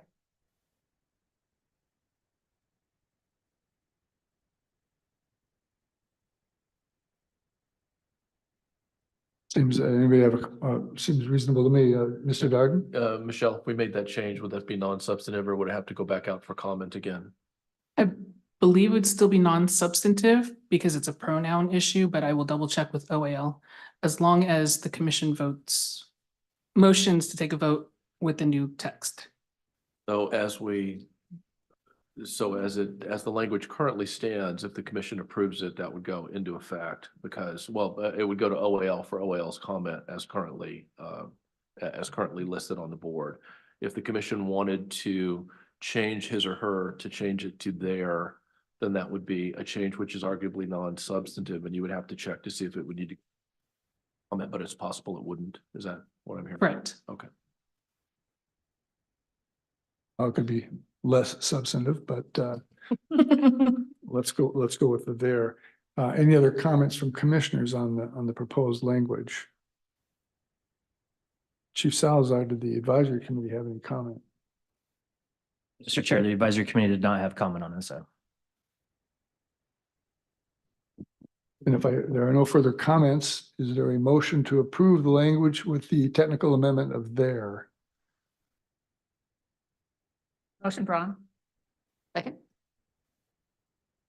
Mr. Knapp, I'll wake you up and ask you to call the roll, please. Commissioner Barcelona, Yes. Commissioner Braun, Yes. Commissioner Brazil, Yes. Commissioner Cooper, Commissioner Yule, Commissioner Gordon, Yes. Commissioner Long, Yes. Commissioner Lopez, Yes. Commissioner Moon, Yes. Commissioner Nieto, Yes. and Commissioner Rodriguez. Unanimous vote, Mr. Knapp, correct? All right. We move now to item 2, is a report on proposed amendments to Commission Regulation 1210, voluntary surrender. Ms. Weiler will remain with us and report on this item. Yes. So before you, oh, there we go. Before you, is a proposed revision to our current voluntary surrender form. Some of the changes that we are proposing to make is to specifically identify whether the surrender was a result of a settlement or a plea agreement during criminal proceedings. We during the course of the last year have been receiving some surrenders as part of a plea agreement, and we were not necessarily aware that that's what it was until it was followed up by the local district attorney using the voluntary surrender as part of the agreement. And then also for the officer to be able to stipulate that it's not for either of those reasons as a reason for surrender. And then we also added that the form, Tobias, can you scroll to the next? We also added that the form be notarized because we had a couple of circumstances where we needed to take into consideration the officer's submission, slightly illegible, et cetera. And so as an extra precaution that Manny has wanted from the beginning, we added a requirement for a notary so that we could have proof that this was in fact the officer who was submitting the voluntary surrender for themselves.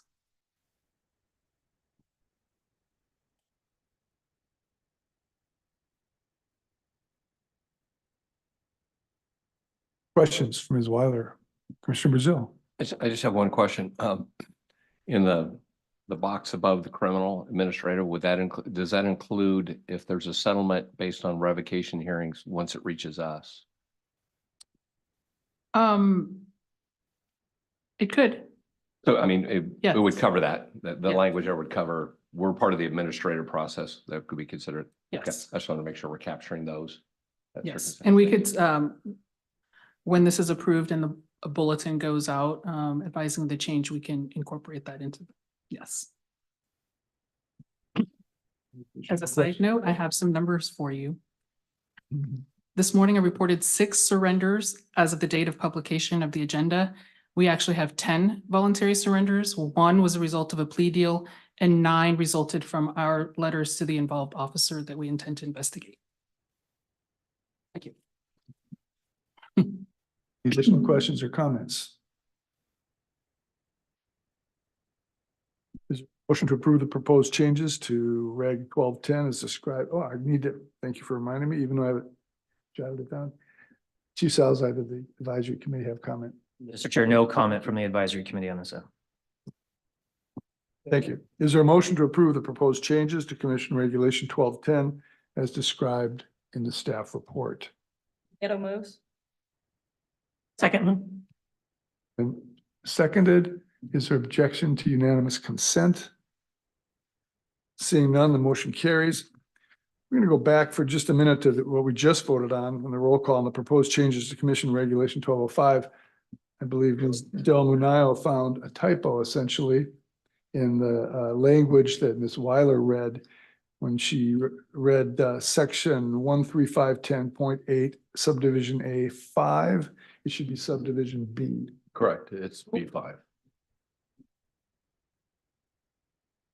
I will check with OAL on that. I think So- that would also be non-substantive. Yeah. Basically, it was a typographical error. Typographical error. So in terms of a vote, to be clear, is there objection to substituting the prior roll call for this item?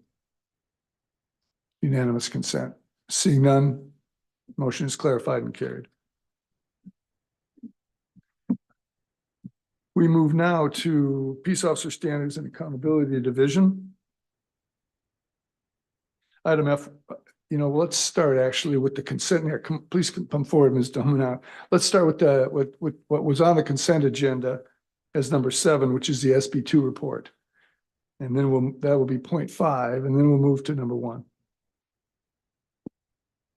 Good morning, Chair Long, members of the commission. This is your standard report on all things Senate Bill 2 and kind of where we're at operationally. I'm going to do the administrative update as I typically do, and then my colleague Brian South will be giving you more of the statistical profile and talking to you about all things professional conduct. If we want to go ahead and put that on the screen, Tobias, thank you. Okay, so the administrative updates include our recruitment. There we go. Next slide. We have actually now recruited a new bureau chief within the professional conduct bureaus. The bureau chief started early February, and his name is Robert Guyton. He is seeing the northern district of the professional conduct bureaus. So we do have all of our bureau chiefs in place, which is fantastic at this point. We are still actively recruiting full-time permanent law enforcement consultants, but as you can see from this report, we have quite a few RAs. And so we are doing a pretty good job of supplementing with some temporary staff in the meantime.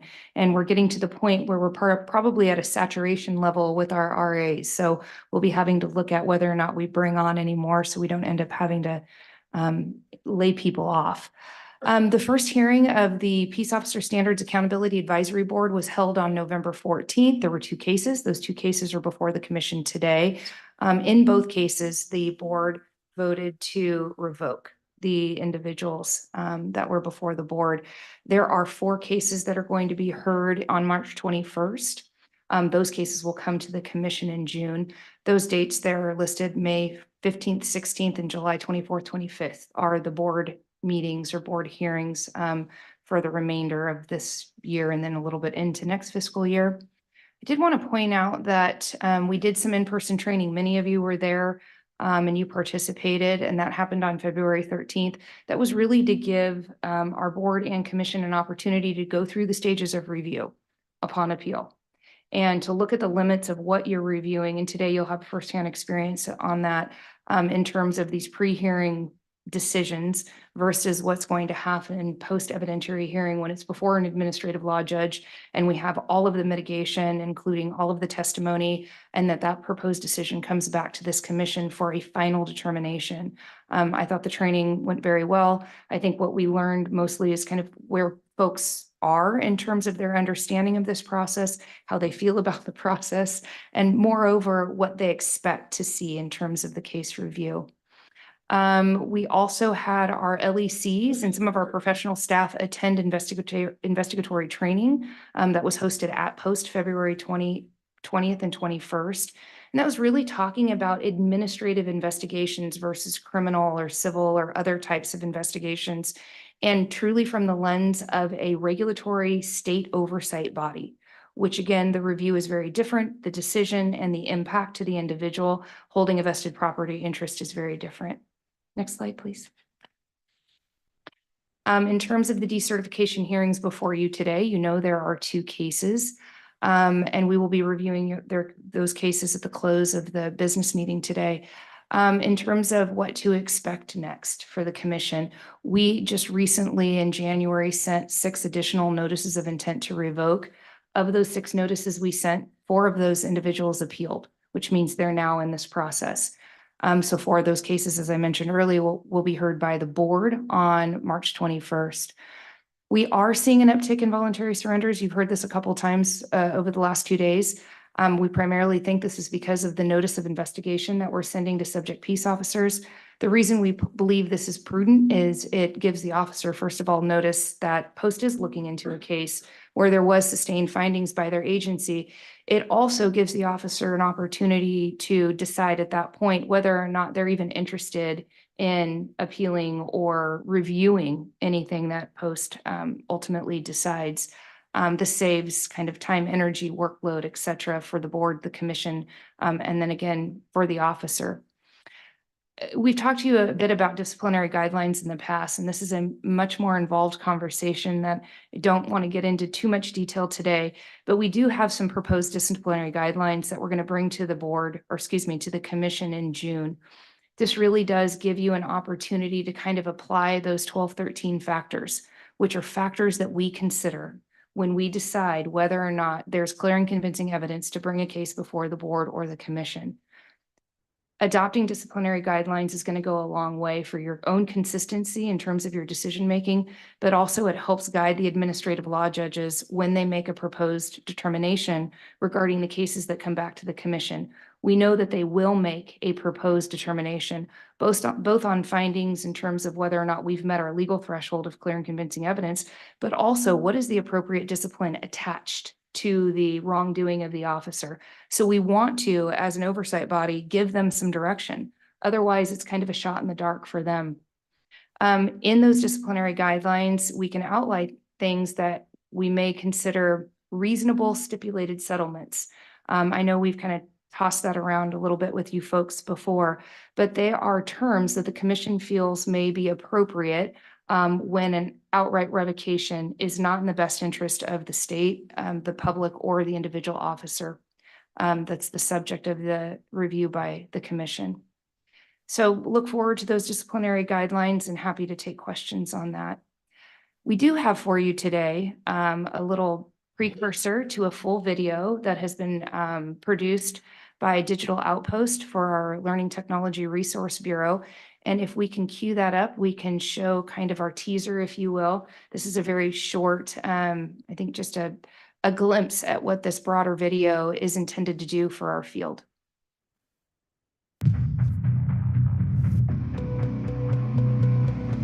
A new law has been passed in California establishing a decertification process for peace officers. As a former officer and a current trainer, I've seen firsthand the uncertainty and apprehension this law has sparked among the people I know and work with.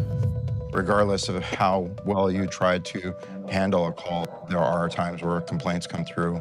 That is unnerving when you're out working. You're like, okay, I'm not gonna go out and look for things or pull over cars just in case, like, what if we make a mistake? Because we're human at the end of the day.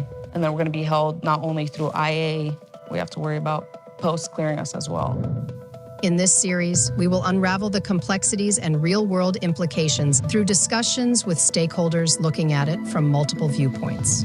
We are now no longer passengers in this journey. We now must take more of an active role. We had some of the same concerns when we first started using body-worn cameras. Most of the time, the camera has supported the actions of the officers. And so if they're aware of what those areas of misconduct are, they don't really have anything to worry about. Process is there for a reason. It's there to ensure that your rights are protected. And if you're doing everything right, you're going to come out on top.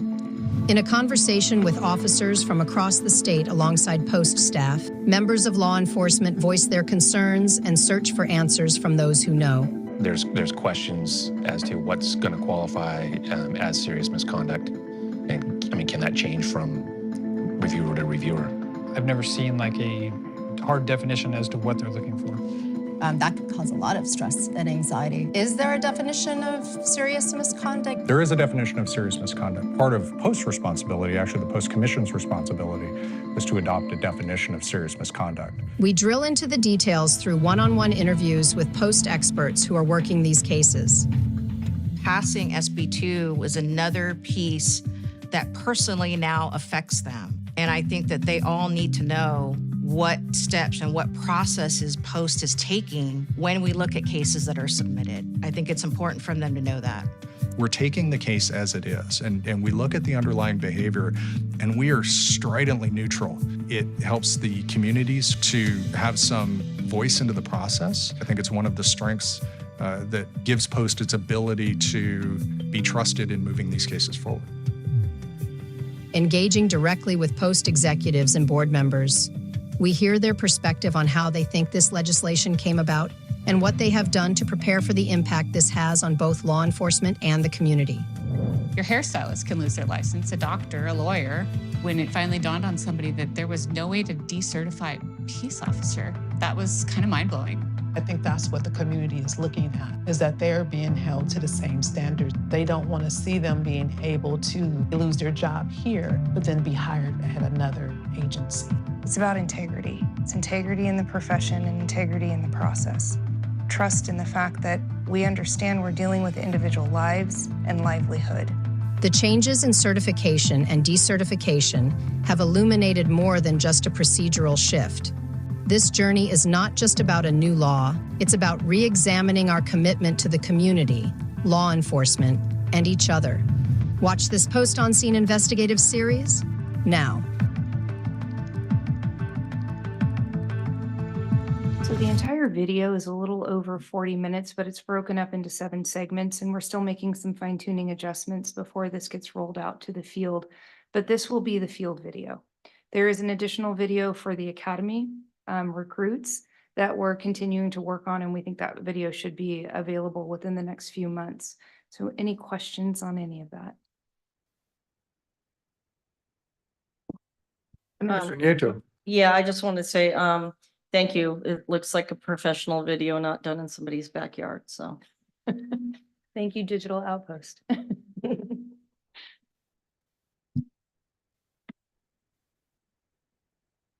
Moon, I have just a quick question, not necessarily on the video, but when we look at the report and the data on the revocations, are we also indicating whether or not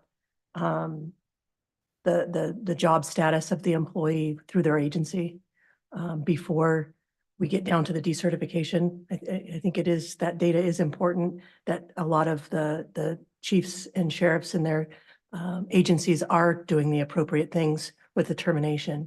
And likely clearly the decertification is for that next position, as the video showed. Moving forward from today on, from SB2 on, I think it could be thought that of course they are now because they're being held accountable. But I think even the prior cases that we had from the first the items. Retroactive. Proactive, yeah. Yeah, the retroactive cases. Retroactive Yeah. cases to showcase that chiefs and sheriffs were terminating employees that had misconduct, so that it's not just the narrative that we're doing it now because of SB2. Absolutely. I think that was something that when Michelle was giving the certification statistics, and I think Commissioner Brazil brought that up too, is some narrative around terminations, separations, resignations, retirements, to discuss why, what is because they're reporting this in EDI. So the law enforcement agencies are reporting that the termination was for serious misconduct, or the involuntary resignation, if you will, involuntary separation was for serious misconduct.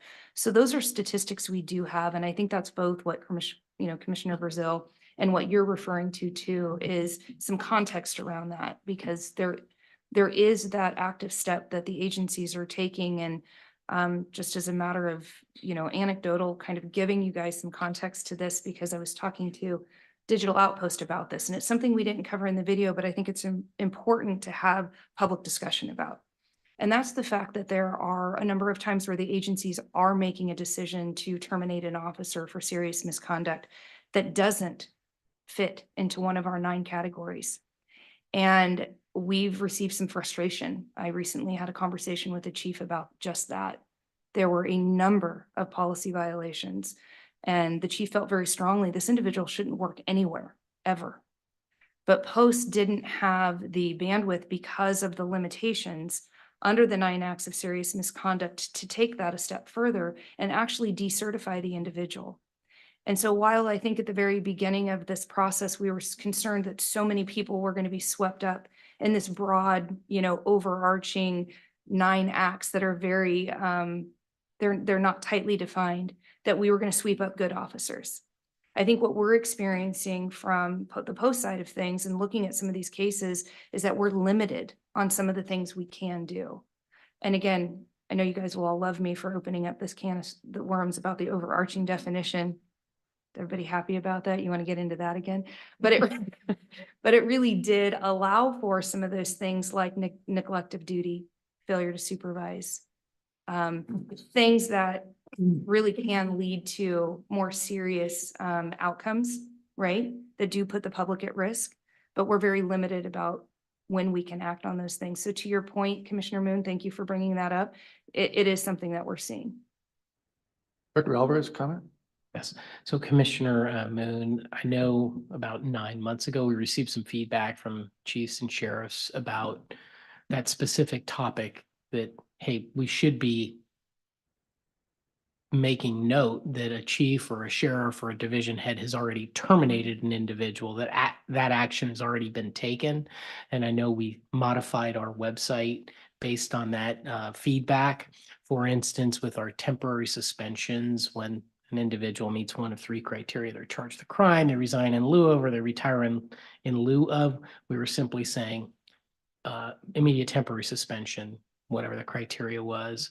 Now we are stating in there, terminated by the department for one of those 9 criterias, to properly reflect that that department has already taken action against that individual. It's not post coming in and trying to clean it up, so to speak. So we did put that on our website, and the revocations, as you'll see today, specifically outline where the department's taken some kind of action as well. And obviously that's part of the agenda. So we do want to properly reflect when a department's taken action already prior to us getting involved. Yes. So Commissioner Long, if you will, we can go into the statistical. Unless there are any additional questions or comments on that consent item report. You want to move to number 1 now? We still have the statistical data Okay. that Bureau Chief Brian South will cover. Next slide, Toby. Thanks. So, Good afternoon. Thank you. So I'll go into some statistics and updates on the professional conduct side. And starting with that number you see there of 22,729 agency misconduct reports that has been received into post statewide. Important to note that those include allegations. The statute says allegation, complaint, or charge.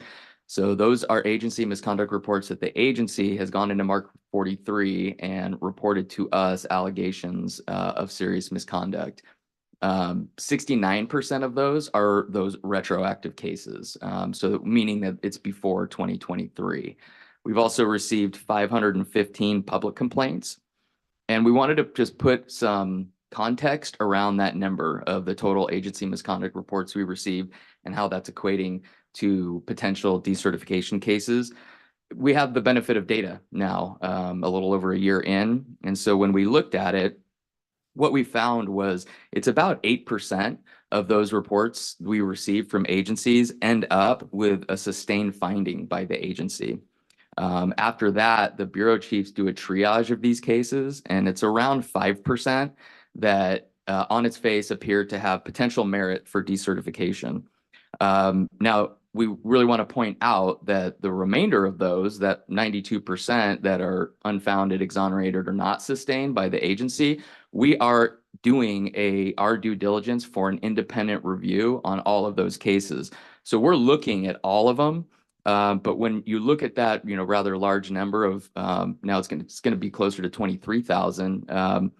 It's really 5% are the most likely that may merit decertification. So it's just important for context. We are also continuing to triage reports for prioritization, and our professional staff are working on non-actionable retro, meaning that, again, these retroactive cases that the statute does not allow us to take action, we are having our analysts reviewing those and helping clear that backlog. The other thing our excellent professional staff are helping us with as well is helping review these unfounded, exonerated, or not sustained cases that come in. Bureau chief will still review and approve those, but our analysts are helping do those reviews because you can imagine we have many thousands of those that we're looking at, and we do look at every single one of them. We are also continuing to offer Mark 43 training for agency users. And we're doing that on Zoom, but we're also coordinating an in-person meeting with our Mark 43 users at the agency level to occur at post, hopefully this summer in July. Now, just a few notes about our numbers of cases, and just terminology wise, when we talk about reports that we've received in, again, those are the reports that the agencies are sending us. We then create a case and assign it. So in talking about these cases that we're working, we have 15,624 total cases at this point. Of those, 10,327 are open cases, and want to break that down a little bit. 54% of our open cases are what we call open with post.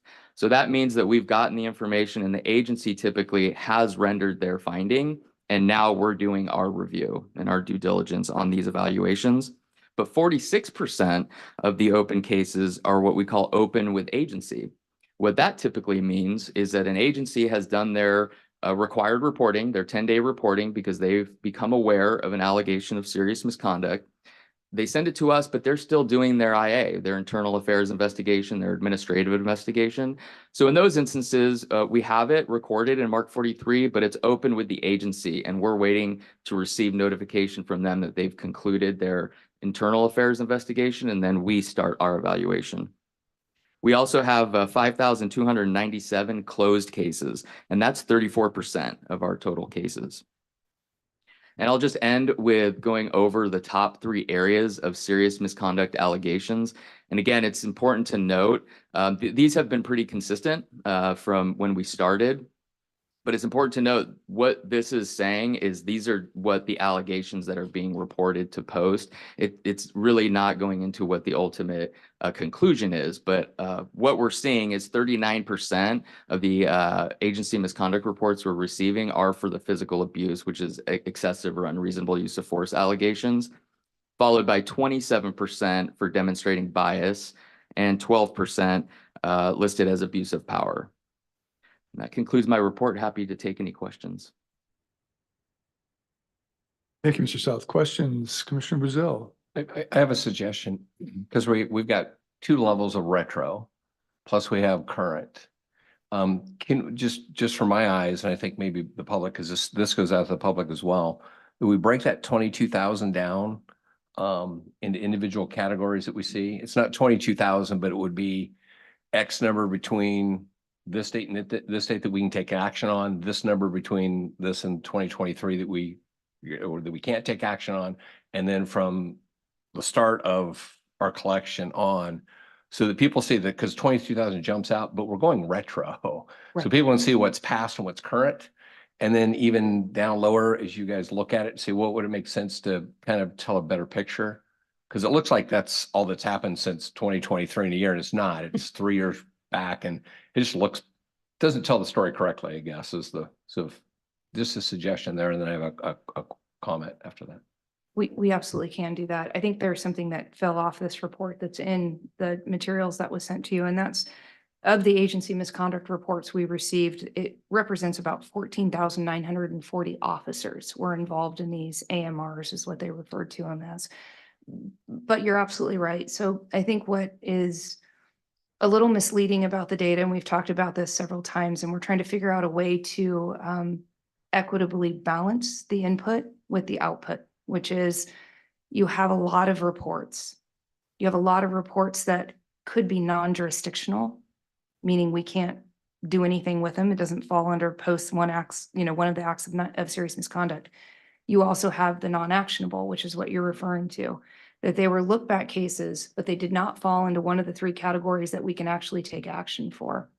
Now, arguably, maybe we shouldn't have been taking in those reports because they're really just sitting there and they balloon this top number.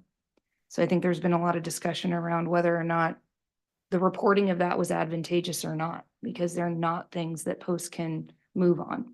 So we can definitely separate out the data and show context to those numbers. What will help, I think, really tell the story or complete the story, if you will, is the actions. Is of all these reports that are coming in, what was actionable and what did we do with those actionable reports? And granted, we're a year in, so we're just wrapping our arms around, this massive dump of information. And I think that time will ferret out what those actions are and tell the real story, which is, I think, what, Bureau Chief South was getting to is initial screening, 5% of what we're looking at looks to be the types of cases that were intended to be handled under Senate Bill 2 with those 9 acts of serious misconduct. That's a relatively small amount given the 23,000 reports that we have. But yes, we'll separate that out for you. Yeah, and I think it's really important, going back to what Sheriff Moon said, is when we start looking at revocations or suspensions or settlements, whatever we decide our categories are, that we also tell the story of what the agency did before we ever took action. So that by the time it got to us, they were terminated, they were, whatever happened. I also think it's important to tell the story if someone was terminated and before we took action, that the employee sought employment somewhere else. So we can see are things continue to happen, or are people really out there still trying to get other jobs before we're able to take action? Again, telling that story, because that's what started SB2, right? People going from agency to agency, agency jumping. I think it's important we actually look at that when we look at revocations. Between termination and revocation, or resignation and revocation, they were looking for another job. So, and again, it's just the story to tell, because I mean, that's the real result. Is this what caused SB2, and actually it stopped it or slowed it down or whatever it is. I just don't know what the data is going to show. So I think that's going to be something that's going to be very apparent to you as commissioners when you are reviewing the cases before you, because the officer's history is going to be part of the case review. So when we're talking about revocations, you're going to know whether or not the individual is still working, whether they've been terminated, whether they resigned. As Manny mentioned, Director Alvarez mentioned, the ITSs are listed on the website. It tells you whether they separated during the pending investigation, whether, or resigned, I should say, during the pending investigation, whether they were terminated.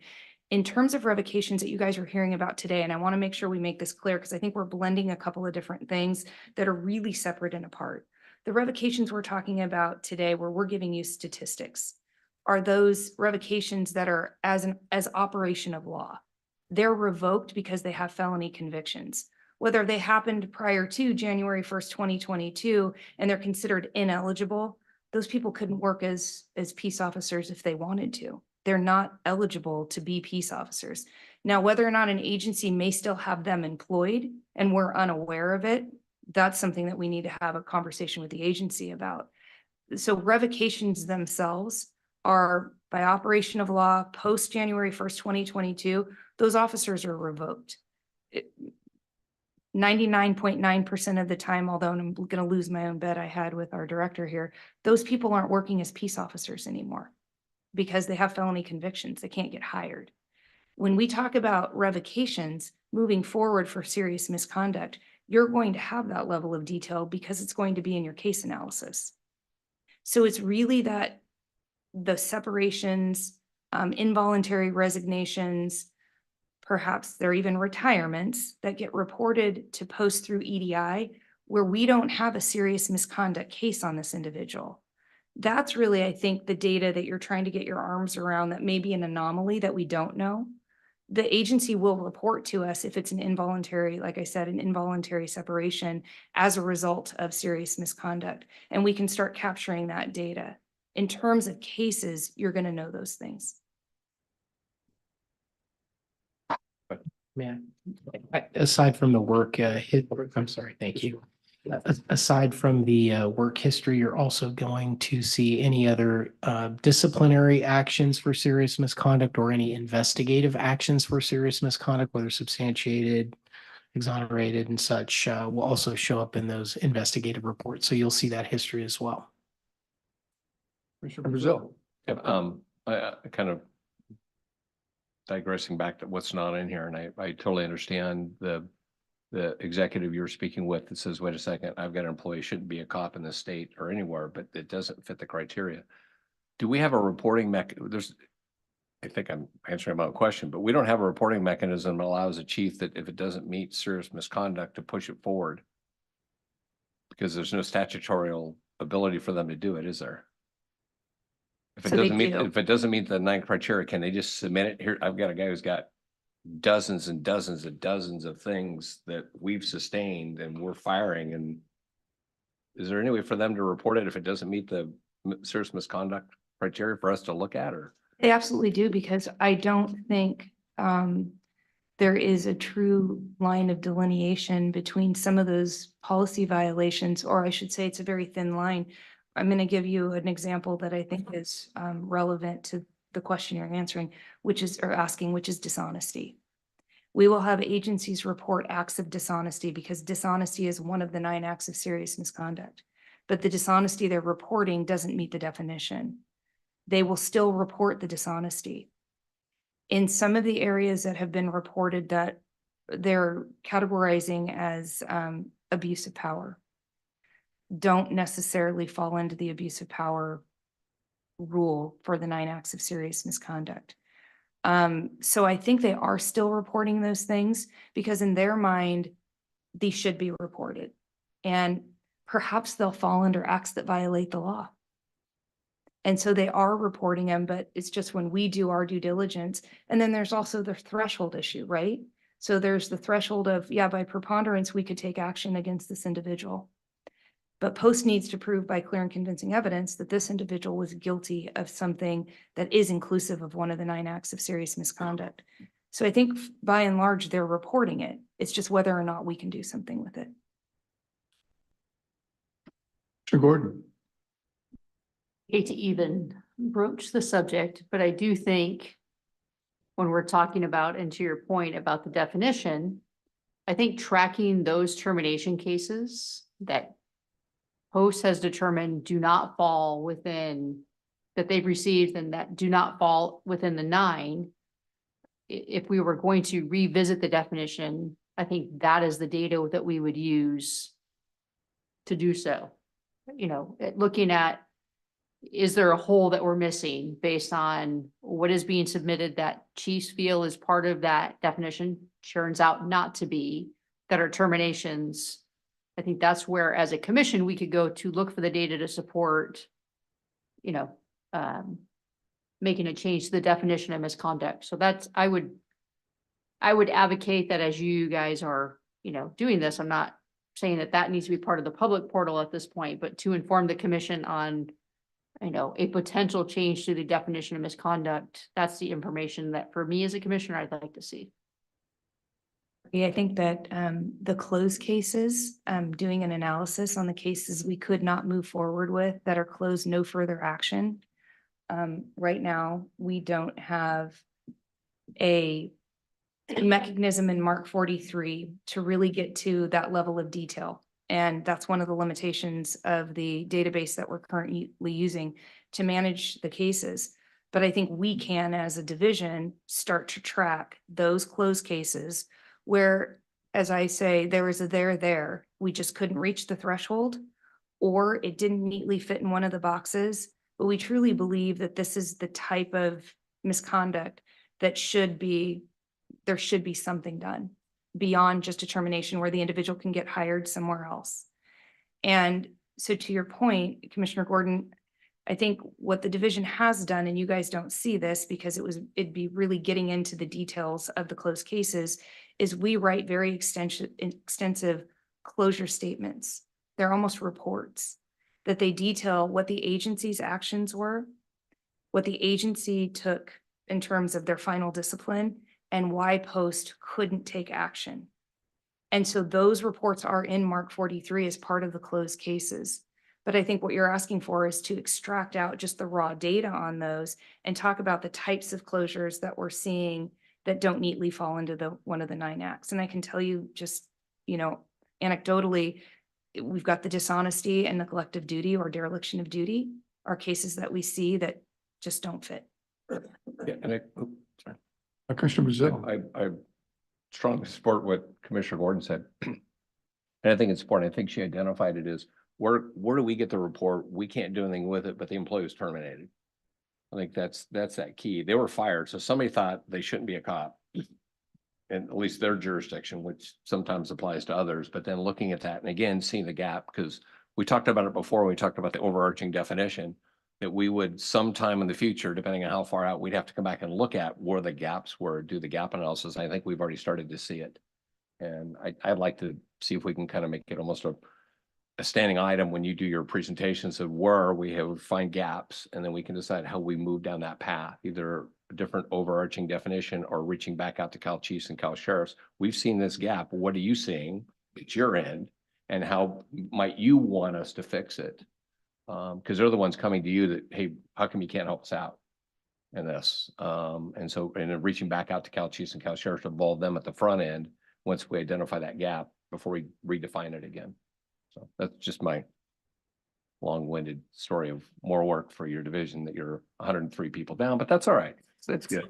That's okay. That's it. Those RAs you were thinking about getting rid of, don't get rid of them just yet. I think this conversation is consistent with the commission's discussion over the previous months about developing the 9 and whether we needed a catch-all or an overarching definition, but that we would want to see as this developed, the more of a rationale for that. I think that's what everyone's leading to here. I'm sorry, did I interrupt you?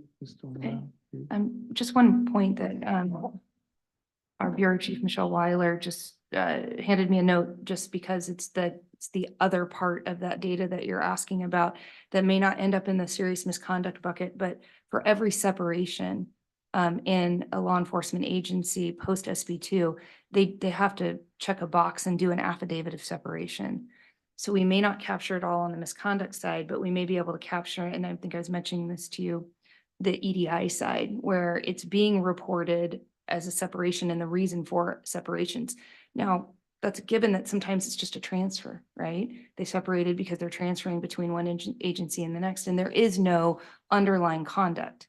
But to the extent that we can kind of catch that sweep, that data with what we're seeing on the serious misconduct side. Also, just so you know, our bureaus talk to each other about this. So if Michelle gets a separation or termination where the agency has indicated there's some misconduct as part of that separation, she is looking in Mark 43 and communicating with our bureau chiefs to make sure there's a report. And if there's not a report, then we're reaching out to the agency to ask the question. We see you separated X officer or X sergeant for X reason. Have you reported this in Mark 43? If not, why not? So we are, that link is there within the division. And so we can try and capture some data around that. Additional comments or questions? Chief Salazar, I believe the advisory committee had a good conversation about this issue today, so maybe you care to share some of that with the commission. Yes, thank you, Mr. Chair. The advisory committee did have some good discussion on this. I'll start with the most recent comment about the affidavits of separation. And we were talking about that number. And then with that slide, it also showed the number of allegations for serious misconduct, which add up to 28 allegations of serious misconduct, but doesn't represent the number of officers. But really is a very small percentage of those total numbers of affidavits of separation. So we talked about the same, it's giving it additional context on those affidavits of separation, how many are terminations or resignations. I think it kind of tells a more complete story. And so with regards to the SB2 stats, the committee appreciated the context that staff is trying to give to those numbers, particularly the percentage that end up either being sustained or actionable by the agency or by post. Trying to look at my notes here, but again, number of allegations versus how many officers are represented there. And then the importance of, so we had the top 3 serious misconduct under allegations, but I would be curious to know what the top 3 serious misconduct categories would be for that 8% or 5% that ended up being actionable or sustained. Because I think that's important. The number of allegations versus, and then also being able to show, what the agencies have done. So we had a conversation with this with a group of chiefs as well, where agencies are required to report the allegations. It's also then important to show what ends up being sustained or what the agency did or what, and so I think, that 8% number, but even diving into that a little bit deeper, tells a more complete story. Let's see here. We had some discussions about the timing of the voluntary surrenders and where we've seen increases after the notices went out to officers. And both Brian and Manny discussed the triage matrix that posts use with regards to making those determinations. Aside from, I think that covers most of what it was, but you know, again, just the number of allegations, kind of diving into those numbers a little bit deeper to tell a more complete story. Both what the agencies are doing, but then what those reports actually end up being. And, you know, like I said, a large number of allegations, but what does those actually mean at the end of the day? And the number of officers that are reflected in that. So I think that covers the gist of our conversation. Thank you, Chief. Are there additional comments or questions on this report? Scribbling, nothing Nope, to share at this just point? notes. All right. If there are no more questions or comments, we'll move then to item 1 under POSAD, which is a procedural overview for commission review of proposed decisions. Ms. Delmona will report. This is really kind of forecasting what we anticipate after the ALJ has done a full hearing and you have a proposed decision by the administrative law judge for this commission to consider. And something that we wanted to just put before you, and perhaps today is not the day you need to take a vote on this, but consider by policy if there are some things that we want to put in place, because there are some very strict timelines in terms of you as the oversight body adopting or making a final determination of a proposed decision of the administrative law judge. So when the administrative law judge issues a proposed decision, they have 30 days from the date of the hearing to submit their decision to the oversight agency. The agency has 100 days within which they must act on that decision. Depending on when these decisions come out, it may not align with your regularly scheduled commission hearings. As such, there is a procedure that is legal, defensible, and it's to do an electronic vote, where each of the members, the voting members, would receive the proposed decision of the administrative law judge and their statement of findings, if you will, statement of issues. And you would be able to weigh in on that decision by an electronic vote. It used to be by mail vote, but now most people handle that through some sort of secured transmission of the case materials. However, there may be questions. There may be issues with the administrative law judge's proposed decision. And so you would want to be able to have the option to hold the case for a hearing of the body, the commission. You can decide as a group whether or not it requires a certain number of holds before the case will actually be held. And you can either deal with it telephonically as a commission, or you deal with it in an in-person meeting. In my experience, we required at least 2 individuals to request a hold before the case would actually be held. But giving yourself the option to do this electronically is probably wise, so you don't lose jurisdiction over any proposed decision that may come out of an administrative law judge. Essentially want you to consider a policy. So perhaps if this is something that you would like us to move in that direction, with the help of our chief counsel and our legal team, we can develop a policy for you folks to consider in June and adopt, which gives you that option. For cases that are already in line with your commission hearing, we can just schedule them to be reviewed during the time you do your normal course of business during a regularly scheduled commission hearing. Commissioner Gordon. Would it be possible to suggest that if the decision that comes out of the judicial process is the same as what the commission initially recommended, then we could do the electronic process. If the decision is different than what the commission initially voted on, then that's when I would recommend that then the process we come back together as a group, because then there has to be some additional new information for it to be vastly different than what we voted on. So I would propose that be taken into consideration with whatever you come back to us. If it is the same as we already had voted on, then I would support a electronic process, but if it is different, then I would recommend that we get back together. So that's my comments on what I'd like to see come back to us. Just a little straw polling here. I certainly agree with Commissioner Gordon. Is there any comment on Commissioner Gordon's comment, is everyone more or less in line with that thinking? I Sure, like Commissioner Ron? Gordon's proposal. My question is, what happens if we do nothing in the 100 days? Does the ALJ decision stand or? Okay. Correct. Yes, the administrative law judge, I should have covered that. Thank you, Commissioner Braun. The administrative law judge's decision shall take effect and it becomes a matter of public record. Commissioner Brazil? Is your thought, one, I love Commissioner Gordon's idea. I think it's very appropriate. Is your thought to only implement this if we know we don't have a commission meeting within the 100 days, or It's is that really- just open to our conversations here? What was your thinking? It's really at your discretion. So procedurally, in my experience, the boards that I worked with chose to do the mail votes or electronic votes, kind of universally, unless there was a reason to hold the, otherwise, when you start getting a volume of cases and you hold them all for the commission meetings, you could be rendering a decision on 7, 8, 9 cases that you really all agree should just be moved forward. So you're holding up the final disposition of the case. So you also need to be concerned about the timeline.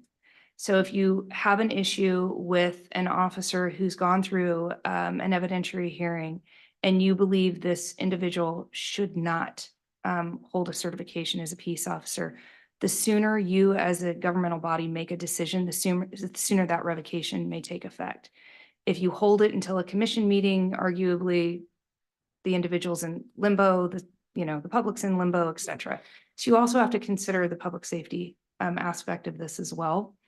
But with regard to holding them because you're having a meeting, that is definitely something this commission could choose to do. If it's falls in with a regularly scheduled commission meeting, your default would be to hold them for the commission meeting, or your default would be to vote electronically, unless, of course, the administrative law judge's decision deviates from the commission's initial recommendation. Commissioner Nieto, and maybe this is a question for the director. What would it look like if we have to come back together? Would we are we allowed to do it by Zoom, or it would always be in Sacramento? And because it would be short notice if it's within that window, I'm assuming. I'm gonna defer that one, Commissioner Nieto, to our legal counsel. Sure. So the deliberations following the ALJ are done in closed session. So since they're done in closed session, I haven't really thought through doing a telephonic closed session meeting. I suppose it's possible that we could. And we would just immediately go into closed session and do it. Well, that's possible. That's certainly something we can look at.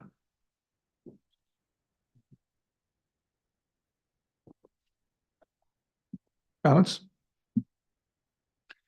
Only one Commissioner Gordon? additional that, based on the comments of a fellow commissioner, I would want, to your point, for it to be timely and not held for notification, and not only just, but for the fairness to the officer and the complainant as well. So as part of that process, I think it's in our best interest to act as quickly as we can once that decision is made. So June seems like the appropriate time to work on, to agendize this and to work on a policy that maybe we can even talk about in the interim. There may be ways per Sheriff Braun's concern to draw some lines there in terms of when we need to have it, or if it's a couple of days, we can probably wait those couple of days and do it at the commission hearing. But any objection to coming back June with a more formalized proposal? Okay. Thank you. Chief Salazar, did the advisory committee have any comments on this issue? No comments from the advisory chair, Mr. Chair. Item 2 is a report on the pre-January 2022 ineligible peace officers. Ms. Del Munay will report, or Ms. Weiler will report, or they'll both report. I'm back. Yes, so item 2 is going to be a report on the individuals who have been deemed ineligible to serve as a peace officer based on felony convictions prior to January 1st, 2022. This report is informational only. No vote is required. So as you can see, we have the name of the officer listed, their last employing agency. The district column is based on our 4 professional conduct bureaus and the districts that they represent, or the areas of California they represent. The date of their conviction and what their conviction was for.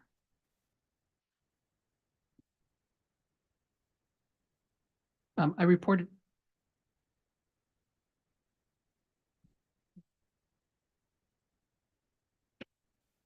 I reported earlier a specific number on the number of ineligibles. These numbers are more current than that because this was pulled together just as the agenda was being published. So this number is slightly different from the numbers I presented to you this morning. After the next report, you'll see that we have a total of 10 individuals that had felony convictions that we acted on this fiscal year so far, this calendar year so far. If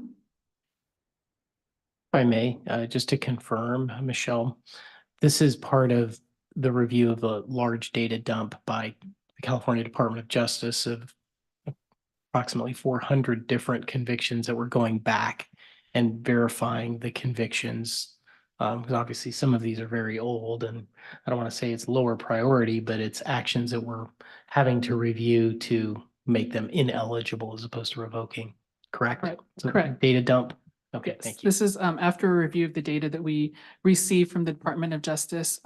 So you will probably continue to see these because they are requiring extensive amount of work between our analysts as well as our the analysts in our Legal Affairs Bureau to compile all the necessary data, the attorneys to do the necessary analysis to determine whether these are eligible convictions for us to consider under SB 2. Darden. And if I may, I believe we have been receiving felony conviction information. Some of it is also reported through Mark 43.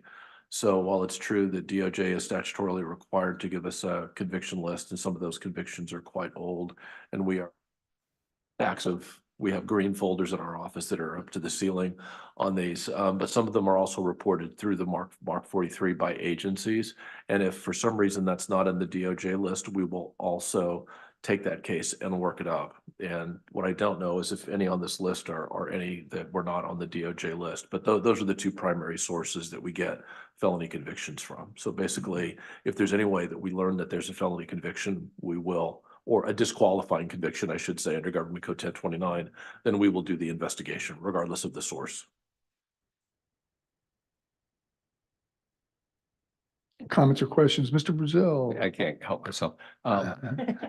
Just because I think it's really super important, because we're going to, that we clearly identify in any public reporting we have, which ones are based on prior pre-SB2. We're going back in time versus someone looking at it going, oh my gosh, look at all the felony convictions cops just had. We're very clear these are old ones, like the 1986, those from the new ones that are coming into Mark 43 of recent ones since the legislation was either proposed or enacted. So we're very clear what's out there, because you can look at the numbers going, holy cow, look how many cops are committing felonies or disqualifying convictions in the public reporting side. And of necessity, since we split them up into the ineligible list versus the revocation list, that is what those 2 lists mean. So the ineligibles are convictions that predated the enactment of SB 2, and the only legislative remedy that we have is to mark them as ineligible on their profile. A conviction that postdates the effective date of the statute, that permits us to revoke. So on the separate item, we have revocation. Those are post 1/1/22 convictions that permit us to revoke. Yes, and also on our website with the Peace Officer Certification Actions list, which we did move the definitions to the top based on your feedback and training. You'll see that everybody is initially listed, everybody who has a felony conviction is initially listed as ineligible pursuant to Government Code Section 1029. Those that were convicted prior to January 1st, 2022, that item will remain that way. those who were convicted after January 1st, 2022, once we present those individuals before the commission, and you guys vote on that, then status will change to say a revocation pursuant to Government Code Section 1029 and the Penal Code section as well, so that there is a clear distinction. I don't think that is noted on the website under the definitions. I will make sure that that is also there so the public knows what they're looking for. Questions or comments? Thank you, Ms. Weiler. Item 3 is a report on post-January 2022 peace officer revocations based on felony convictions. This item does require a commission revocation vote on 6 felons who will be posted. Ms. Dominayo, I believe, are you, or Ms. Weiler is presenting? So yes, Actually, can we hold off 1 second? Chief, I neglected to ask you about the the pre-2022 cases. Thank you, Mr. Chair. There were no comments from the committee on this item. All right, but we're back on the thought pattern here. Yes, so before you is a list of the individuals who have been convicted of a felony since January 1st, 2022 that our staff as well as the legal affairs staff have worked to determine are no longer eligible to be peace officers based on their felony conviction. Again, because these are after January 1st, 2022, it will require your vote. And these individuals will be have their certifications revoked. That's why we need your vote on it. Questions or comments on this issue, on this item, on these individuals?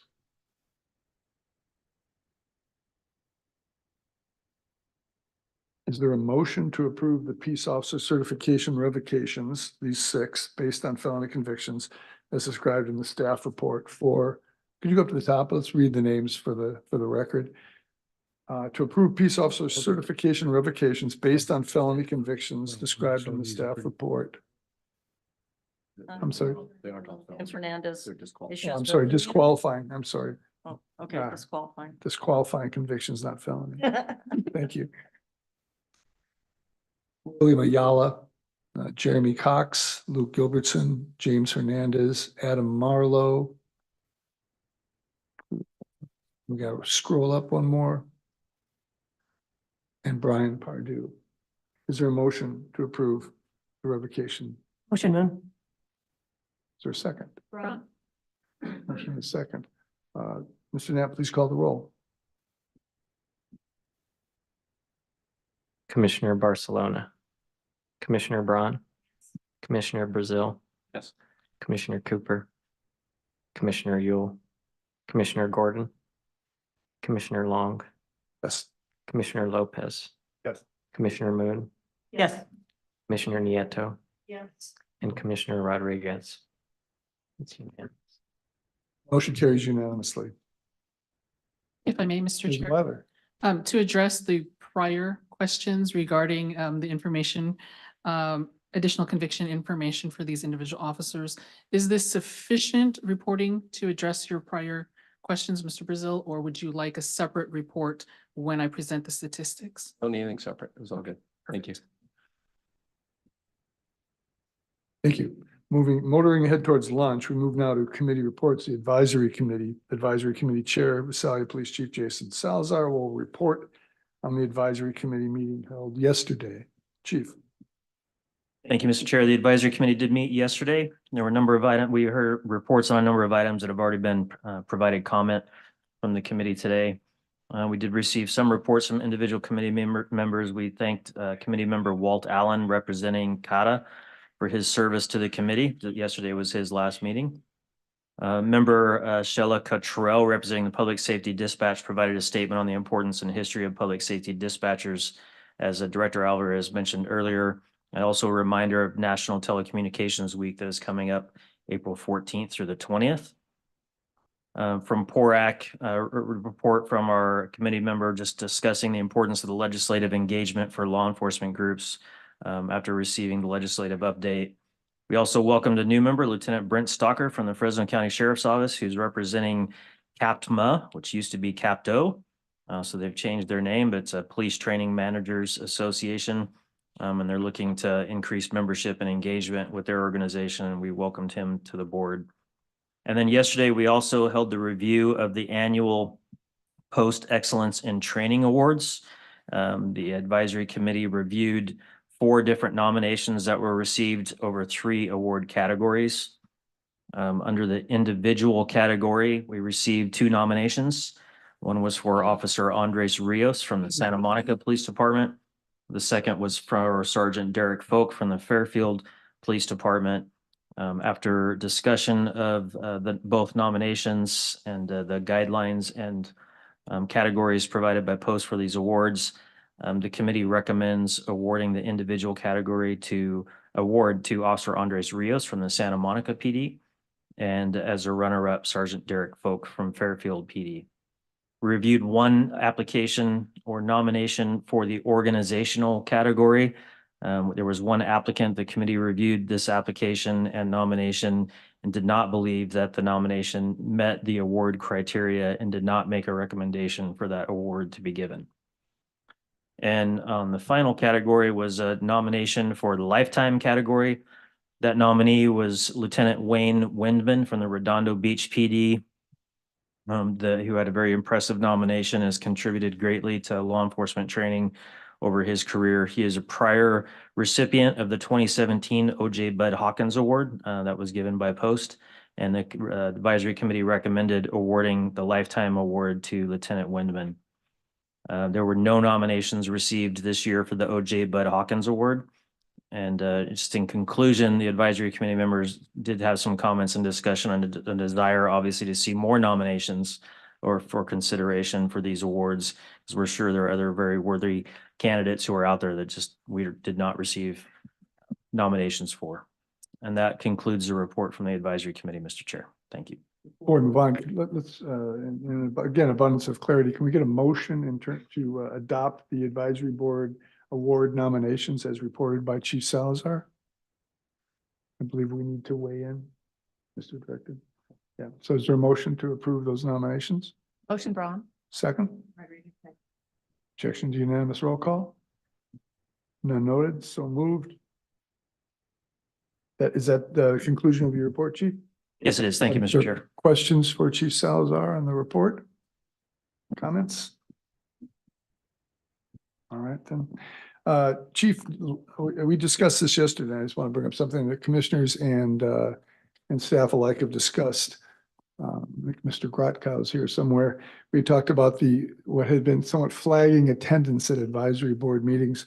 Last meeting, we talked about whether we should do something about this. Do we have the slide on policy on that one? If we can put that up. Essentially, the post policy is that the commission can jettison someone from the advisory board if they miss 2 unexcused meetings in a row. The conversation has been, should we change that wording from a may to a shall and add a proviso that says the commission may, excuse an absence. Obviously, someone is sick, someone gets called to military duty, whatever comes up, there are extenuating circumstances, there are reasons to miss. Conversations, and I'll ask the chief in just a moment, but our conversations would be, we'll come back to this in June, agendize it. Once we get a sense of what the advisory board would like to do and what the will of the committee is. Chief, do you have anything to say or add to this concern? It was a good turnout yesterday. Yes, Mr. Chair, I would say we had a good attendance yesterday. We have a number of vacancies on the committee at this time, but we only had 2 members absent, and but we also have a number of new members on the advisory committee that I think are providing some very valuable feedback and engagement, which is good to see. We had some good discussion yesterday and the past meeting. But yes, I agree. Obviously the role of the advisory committee is to be present, to engage in reviewing the commission agenda so that they can provide valuable feedback to the commission on a number of these items. So to do that, you need to be here. So conversations with some of your members, there was an interest, and obviously we have no interest in, when I look into call anyone out or stick any fingers in anyone's eyes, just trying to provide a little bit of an impetus for the members. There have been several members who have been vacant for long periods of time. We won't deal with this until June, but what's the will of the committee on this? Any comments or concerns?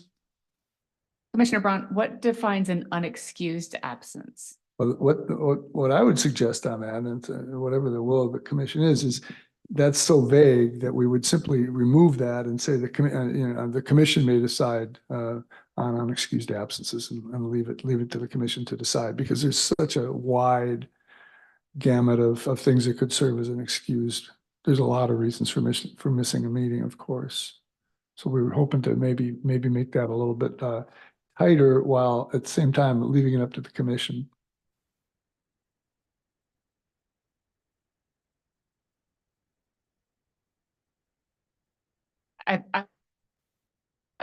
Gives us some leeway for people, like you said, with an illness or some sort of family emergency or something like that matter. A tighter definition of unexcused, or notification, how much in advance they need to let you know. I don't have an answer. I was just. Yeah. That's why we won't be proposing anything today. I was just trying to get the will of the commission. If there's some language here that people are more comfortable with, basically just trying to remind the members of the advisory board that we need their opinion is valued and we need them to show up. If no one has additional comments, we can certainly continue. Mr. Grotkow, we can continue with consultation with others to work on a proposal that is, again, not problematic, but sends the message without tying anyone up. Okay. Any comments on this? We'll move to H. The following correspondence was sent from Post to Darren Allison, the interim chief of the Oakland Police Department, expressing deep sympathy over the tragic on-duty death of Officer Tuan Le. New business, the advisory committee appointments, per a request from the California Academy Directors Association to appoint Tammy Morrell, immediate past president of the association, to the Post Advisory Committee as a replacement for Walt Allen. Any questions or comments? Actually, just Commissioner a Gordon. question in relation to the last topic. Although the appointments are typically come from different groups, so they're, those nominations are made. Would it be helpful if they actually had to sign what the expectations were? If there was a standard, just so they know, it's not just a appointment and something to put on your resume, but the participation is extremely important. So maybe even at the Cal Chiefs level, we've recently done that for all of our committees. So instituting something where they're actually signing and understanding what that, how many meetings and what that looks like. Just a suggestion as part of what staff will bring back. Yes, thank you, Mr. Chair. Just a comment on that. When the advisory committee members do come on to the committee, they're given essentially an onboarding by Post staff. And those recommendations or those expectations are made pretty clear. So they do. I don't remember if we signed anything, but I'm certain Post staff could look at that. But it was made pretty clear to committee members when they came on and onboarded that was the expectation. So Perfect. Thank you. And I'll make a motion. Motion to replace Walt Allen with Tammy Morrell as a motion. Is there a second? Is there objection to unanimous consent? I know we'd all like to just take a moment and thank Walt Allen for his ongoing decades of public service. Ms. Morrell, I don't know if she's here. She has big shoes to fill. Mr. Allen has an amazing resume and is still moving 1,000,000 miles an hour. I first met him when he was the director of the Youth Authority 20-some years ago. He was a charm to work with. It was a time when they were the largest juvie facility in the nation. I was trying to help make them one of the smallest in the nation, but we got along fine. He was also an appointee of Schwarzenegger to this commission. He's a graduate of the FBI Academy. He was a Chino cop, sharpshooter, and a field training officer, a California DOJ special agent and assistant chief. He's also the mayor of Covina. He serves on way too many boards to mention, and he's director of the Rio Honda Police Academy. So we can all wish him the best and hope he can find something to do now that he's no longer on the advisory board. Future commission dates. Upcoming commission meetings will be held June 12th and 13th at the Post headquarters in West Sac. September 12th, 2024, location to be determined. and November 20 to 21, 2024 at the mothership in West Sacramento. Yep, Mr. Director. Just in terms of the next meeting, as you all know, the advisory committee would meet, generally speaking, on June 12th, and you all would meet on June 13th. As was discussed earlier in the day, we have four cases that are going before the Peace Officer Standards Accountability Advisory Board in March. So there are four potential cases that would come to you in June. I don't know how you all would prefer the schedule, but I imagine that will make a very, very long day if you want to hear four cases as well as have the regular June commission meeting, which includes awards, or if you would like to do it over the course of 2 days and allow for us to try to work out a schedule so that it doesn't all have to be in one day. We could perhaps try to do something on Wednesday, part of the day, and then Thursday. I just throw that out to you. The only other, the other options that we've discussed is to have more commission meetings to hear all these cases, but I suspect that you all would rather just, fly into Sacramento or travel to Sacramento once and get it done all at once. But there will be potentially 4 cases for you in June to review. So how much, if we came in on Wednesday, then we could get, how many hours do you think? I would imagine each case is probably. No, I mean, how many hours in the day before, following the advisory committee? I would imagine the best way to do it would be to do the peace officers, the hearings the first day, half of the day, have advisory meet half of the day, have the hearings half of the day, and then hold the regular commission meeting the next day.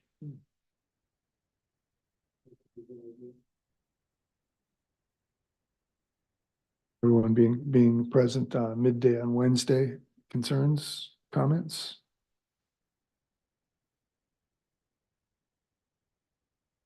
Yeah, we would either have. If we needed to do 4, if the goal was to hear 4 revocation cases, correct? Yeah, well, yeah, it would be either in the afternoon from 1 to 5 or from, 8 to 12. Either way is fine with us. It's good. It'll obviously have a trickle down effect, so to speak, to the advisory committee because they start at 1. If they start at 8, they're gonna have to fly in the day before for sure on Tuesday, which is, obviously fine for us, but we're gonna need to get hotel accommodations and, get the schedule. So I would suggest that advisory start in the morning and then the commission start from 1 to 5 and then hold the next day as the regular standing commission meeting, the business meeting. That would be my recommendation. A lot of nodding heads. Does that seem appropriate for them, plan for them to work on? Thank you, Mr. Director. We will now not adjourn to closed session. If anyone needs, there's no need to do that. If anyone needs a Tamara Evans fix, they can see Toby privately. And at this point, I believe we are concluded with everything but the revocations. So we will take our lunch break now. It's 1 o'clock, probably 1:30. It's probably 30 minutes. 30 minutes back at 1:35 to begin the discussion on the 2 revocations cases. Thank you.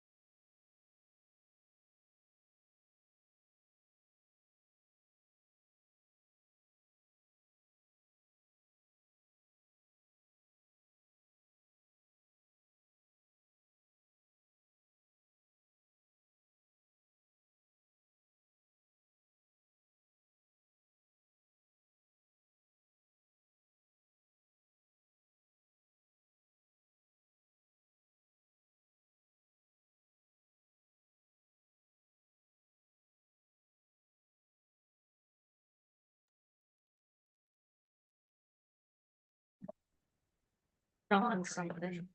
John. I don't remember him. You're right.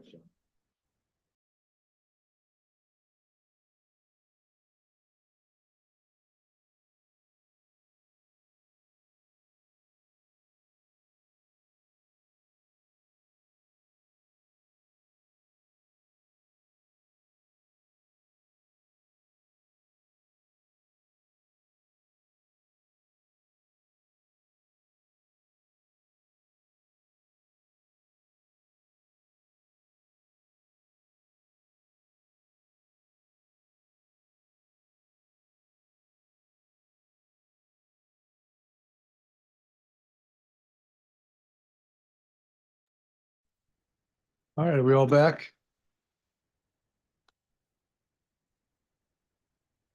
All right, new ground for the commission. We move now to the two revocation cases before us today. We will only be reviewing the facts and evidence as presented by the Peace Officer Standards Accountability Division and the recommendations of the Peace Officer Standards Accountability Advisory Board. In both cases, the board recommended revocation. This is not an evidentiary hearing. The rules of evidence do not apply. Evidence is not formally admitted into the record. There is no need to make objections, and objections will not be ruled upon. Under the penal code and applicable state regulations, the hearing will only determine if the matter proceeds forward to a full evidentiary hearing before an administrative law judge to determine whether the allegations are true and merit revocation or suspension. At this stage, the commission must only consider the recommendation of the board and the facts the division, after investigation, believes can be proven at a later evidentiary hearing. For that reason, today, the commission will entertain arguments as to whether or not those facts, as presented by the division, demonstrate a high probability that serious misconduct occurred, as defined in Penal Code Section 13510.8 and Regulation 1205. Such a finding simply results in the matter being moved forward to an ALJ. No actions by the commission prior to a full evidentiary hearing amount to a final determination that an officer engaged in serious misconduct or that revocation or suspension is warranted. Just a few brief notes on process. Prior to case presentation, I will ask if any commissioners feel the need to recuse themselves from a vote due to a personal relationship with the officer facing revocation or another related reason. I will ask that commissioner to leave the room for the remainder of the case in question. Should recusal result in an insufficient number of commissioners to reach the 2/3 vote necessary to revoke, I will recommend moving the case to the next commission hearing when we have sufficient membership. And today, with 9 members present, a 2/3 vote requires 6 votes to revoke. And of course, a majority for a suspension. At any time following case presentation and comments from the public, a motion is in order. Generally, a motion will either be 1, adopt the recommendation of the board to revoke certification and send that recommendation to the ALJ, or 2, recommend a suspension of certification for a specified time, up to 3 years, to the ALJ. Regarding closed session, there is no need to move to closed session to discuss the case or ask questions. Still, we will move to closed session if any commissioner so requests, and at any time. I will now call upon, the first case review is post 2303691, James Kurtz Fillmore, who at the time of the events at issue was employed as a peace officer with the LA Police Department. I now call upon post law enforcement consultant Robert Bringolf, Professional Conduct, LA County Bureau, and Carrie Woolley, Attorney, Legal Affairs Bureau, to provide a report on the case of James Kurtz Fillmore. Thank you, Mr. Bringolf and Ms. Woolley. In one moment, to introduce Chris Beatty to my left, who is the attorney for the commission during these proceedings. Mr. Bringolf. Good afternoon, Chair and Commission. My name is Robert Bringolf, and I'm a law enforcement consultant assigned to the Los Angeles County Professional Conduct Bureau. Next to me is Carrie Woolley, an attorney with our Legal Affairs Bureau. We're here with respect to the case of Post v. Detective James Fillmore from the Los Angeles Police Department. This is Post Case 2303691.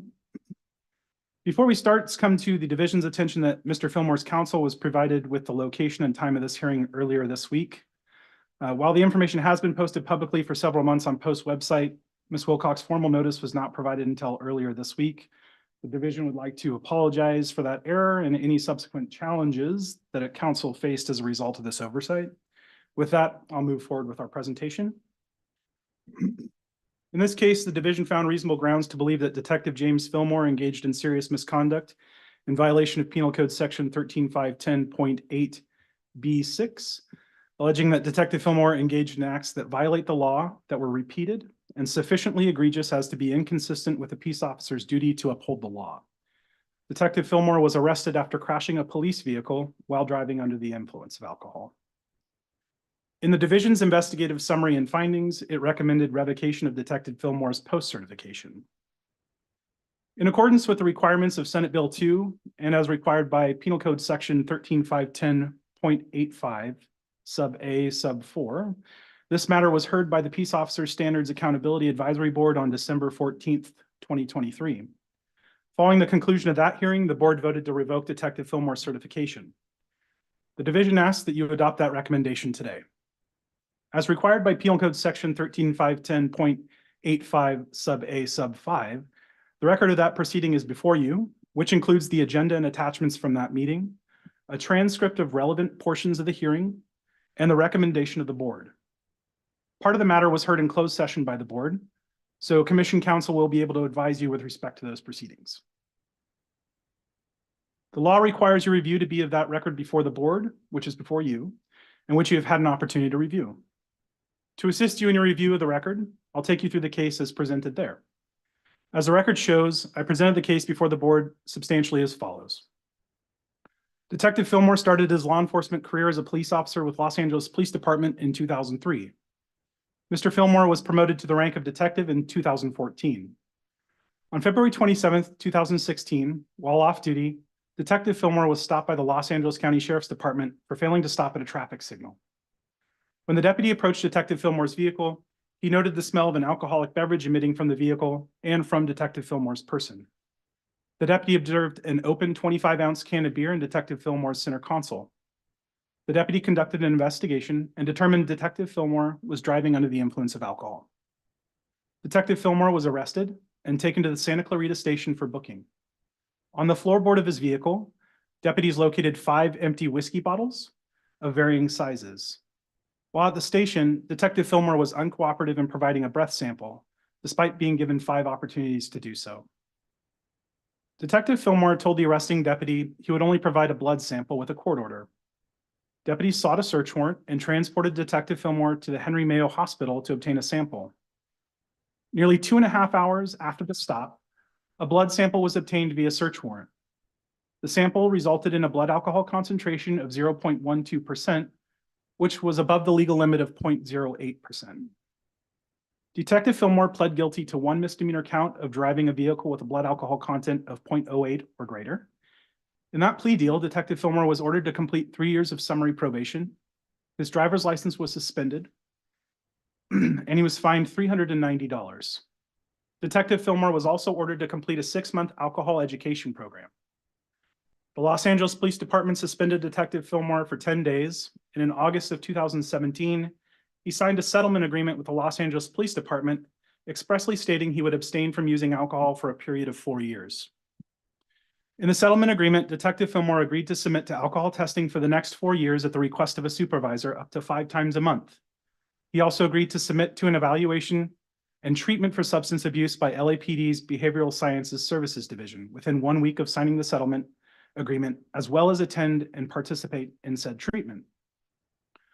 Detective Fillmore also agreed to allow the LAPD Behavioral Sciences Services Division to share information about his progress and participation in said services with LAPD's internal affairs investigators and provide proof of said treatment as requested to his command staff.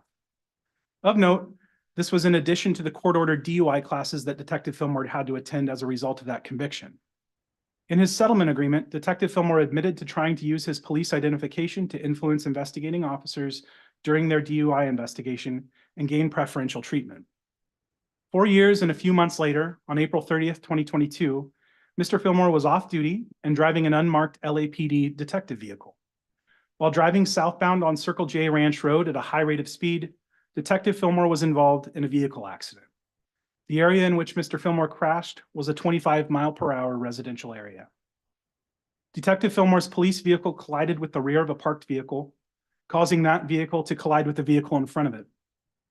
Though his rate of speed at the time of the crash was not determined, Detective Fillmore's unmarked police vehicle was totaled, and the 2 parked cars received major damage. Detective Fillmore was pinned in the vehicle and sustained a broken wrist, which ultimately required surgery. Los Angeles County Sheriff's deputies responded to the hospital and determined Detective Fillmore had been driving his unmarked police vehicle while under the influence of alcohol. A blood sample was taken around 2 hours and 45 minutes after the vehicle accident. Detective Fillmore was found to have a blood alcohol content of 0.18%. Again, this is well above the legal limit of 0.08. Detective Fillmore admitted to the deputy he had been the driver and sole occupant of the vehicle. He admitted he had been driving at a high rate of speed, and he admitted he had been drinking prior to driving. In March of last year, Detective Fillmore was relieved of duty by the Los Angeles Police Department. Excuse me. Detective Fillmore still shows to be employed by the Los Angeles Police Department and has been directed to a Board of Rights, which is scheduled for next month. Detective Fillmore has had no peace officer powers since he was relieved of duty last March. In April of last year, Detective Fillmore pled no contest to his second misdemeanor charge of driving under the influence of alcohol with a blood alcohol concentration of 0.08% or greater. He received 5 years summary probation, 15 days in jail, and a fine of $500 or 4 additional days in jail. Detective Fillmore was also ordered to complete an 18-month alcohol education program. Detective Fillmore's actions have resulted in the destruction of city-owned property, destruction of private property, and caused him to receive a serious injury. He's been convicted of driving under the influence twice while being employed as a detective for the Los Angeles Police Department. The facts I've just relayed support the division's finding that Detective James Fillmore was involved in serious misconduct, specifically acts that violate the law that are sufficiently egregious to be inconsistent with a peace officer's obligation to uphold the law and respect the rights of the public. For purposes of the division's analysis, clear and convincing evidence means evidence of a charge is clear and convincing so long as there is a high probability that the charge is true. The evidence need not establish a fact beyond a reasonable doubt. In this hearing, like the last, I'd like to take one moment to make a quick correction to the record. In the document I drafted called the Investigative Summary of Findings, there's a typo on the date of Detective Fillmore's first DUI. In 2 locations in that report, it lists the date as July 10th, 2016. That date should be February 27th, 2016. So following my presentation to the board and as documented in the transcripts before you, members of the board raised questions which prompted discussion between the parties present. Mr. Fillmore's attorney provided public comment. The board then went into closed session.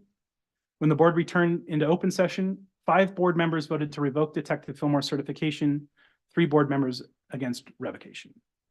I'm happy to answer any questions. Curious, Barcelona. Pardon me. When he had his second DUI, did he have any type of counseling or medical treatments in between any of that? According to the record, I got the evidence, I read through it, but I didn't see any of that. he did have some court-ordered counseling and alcohol programs that were part of that. So he had an opportunity at that time, and he still violated. And Commissioner Barcelona, I'd also like to point your attention to the settlement agreement. As part of the settlement agreement, he was required to undergo substance abuse counseling with the county's, I believe it's called Behavioral Science Department. And he was supposed to do that and have IA actually have access to those records. So that was in addition to the court-ordered alcohol treatment program he was supposed to be doing.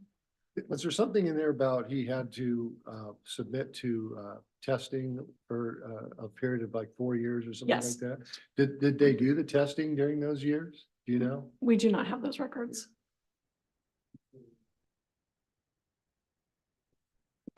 Commissioner Braun, is his disciplinary action with the Los Angeles Police Department still pending? So he has been relieved of duty and been sent to Board of Rights. So that Board of Rights is scheduled for next month. Okay, and for those who aren't familiar with LAPD jargon, a Board of Rights is the final disciplinary hearing before, retired LAPD, a panel that will determine his fate, and that goes to the chief of police to can either concur or go lower than that, but cannot go higher than what the Board of Rights. So he has not had his final disciplinary with his agency. That is correct. Okay. And just a follow-up to that. Gordon?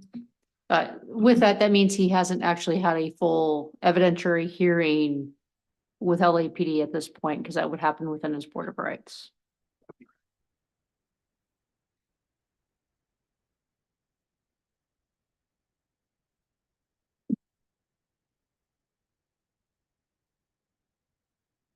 Questions?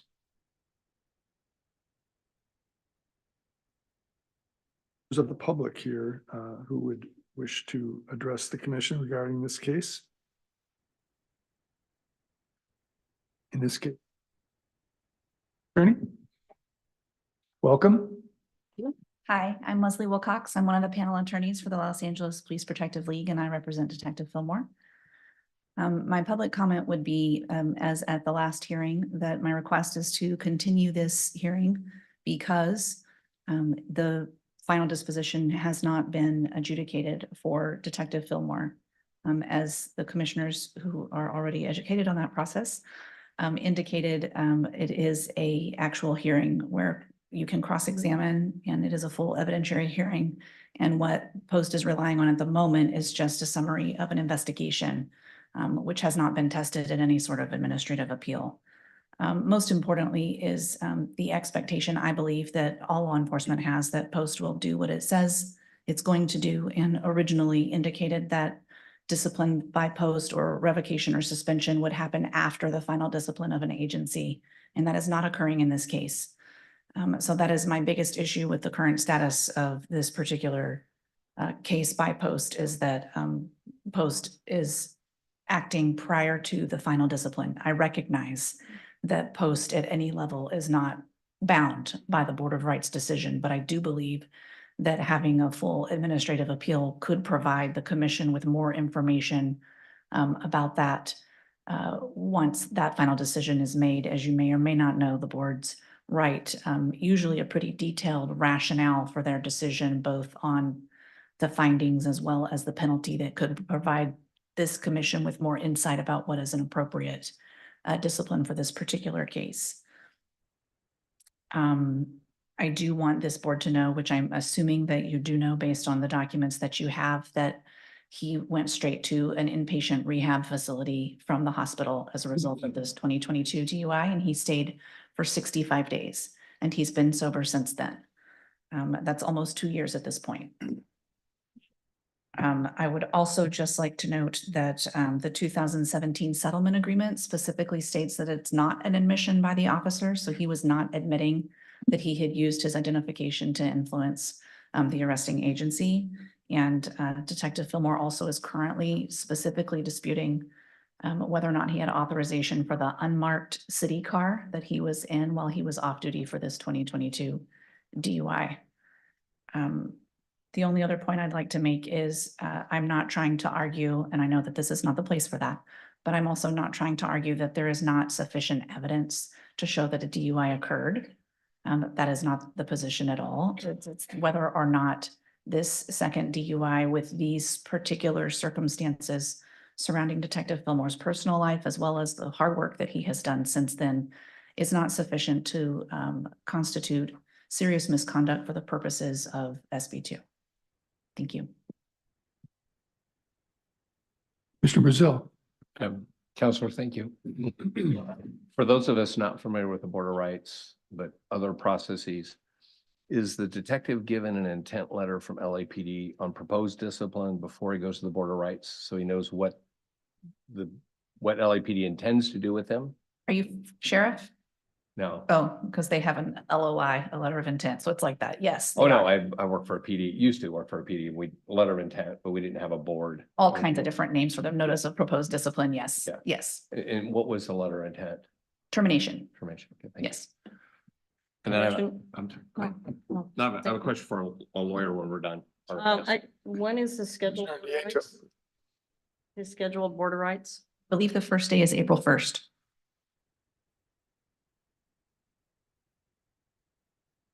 Questions? Mr. Chair, if I may respond to Ms. Wilcox's comment. Woolley, Can I please. have a moment? Thank you. I would like to first respond to the Ms. Wilcox comments about the omission not being an omission in the settlement agreement. It actually says in paragraph 1, right before paragraph 1, it says, now therefore, the city and Fillmore, in consideration of the mutual covenants within, agree as follows. Count 2, on or about February 27th, 2016, you, referring to Fillmore, while off duty, inappropriately attempted to use your position as a police officer to receive preferential treatment.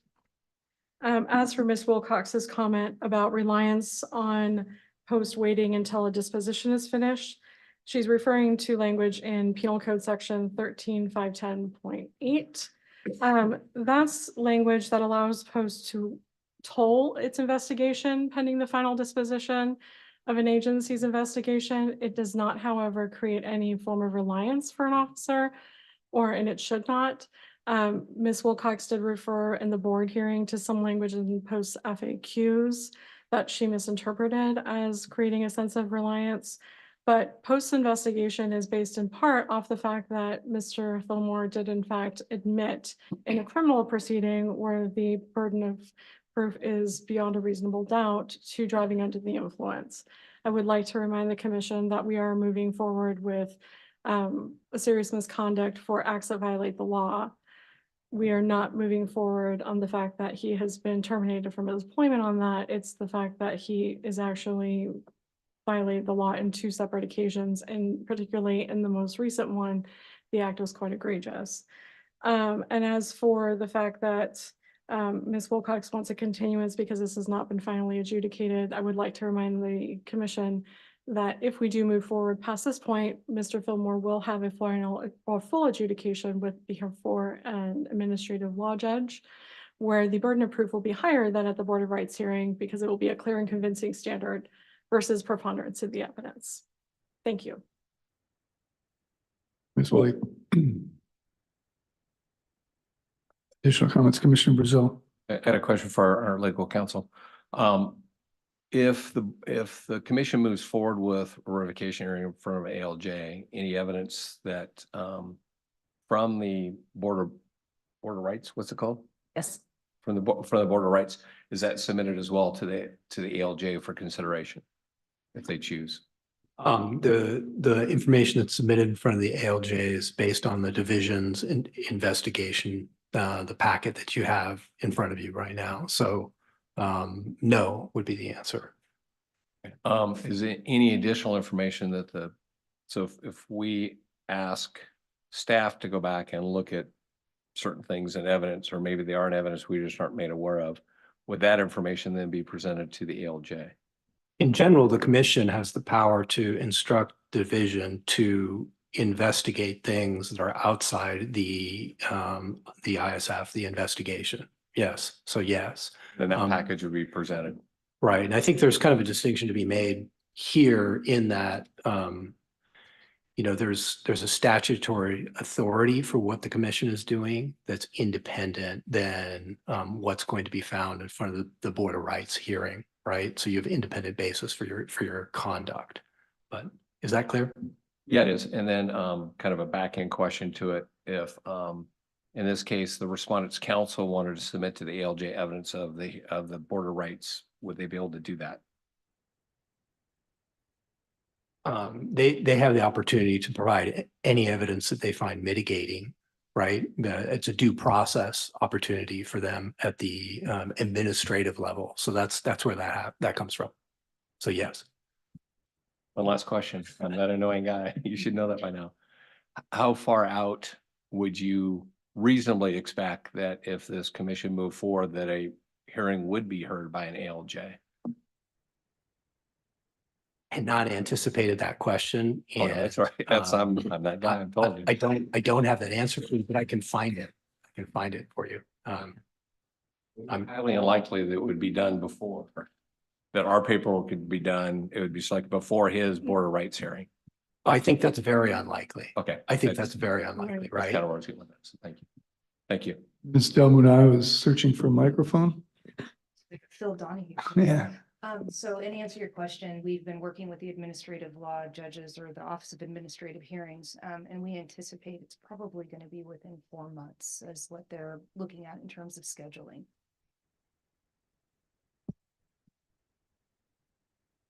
Chairman Long, if I may also be heard. Ms. Williams, please. Thank you. Whoa. Mike's on. As for the ALJ hearing, the division will also have some opportunity to further develop its evidence. If we did have further evidence to develop at the ALJ hearing, it will be a full evidentiary hearing. So it's not just what's in the ISF. We will be able to perform a little bit of discovery. It's not like a full criminal hearing, but we do have some limited discovery procedures. Thank you. Commissioner Braun, is his post certificate currently in temporary suspension or no? It is not currently. Thank you. If I may add, I don't believe that thank you, Commissioner Long or Chair Long. We're not allowed to, obviously, because he's still employed. The only time that we can take some kind of action is if they've been charged with a crime, if they've resigned in lieu of, or they've retired in lieu of. So there's no action that we can take against his certificates at this point.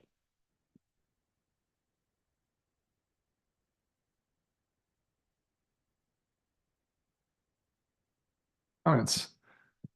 Are we Mr. Brazil. Yeah, I would, if questions are done, I would like to move to closed session for deliberation. There was a question, Commissioner Braun? I second that.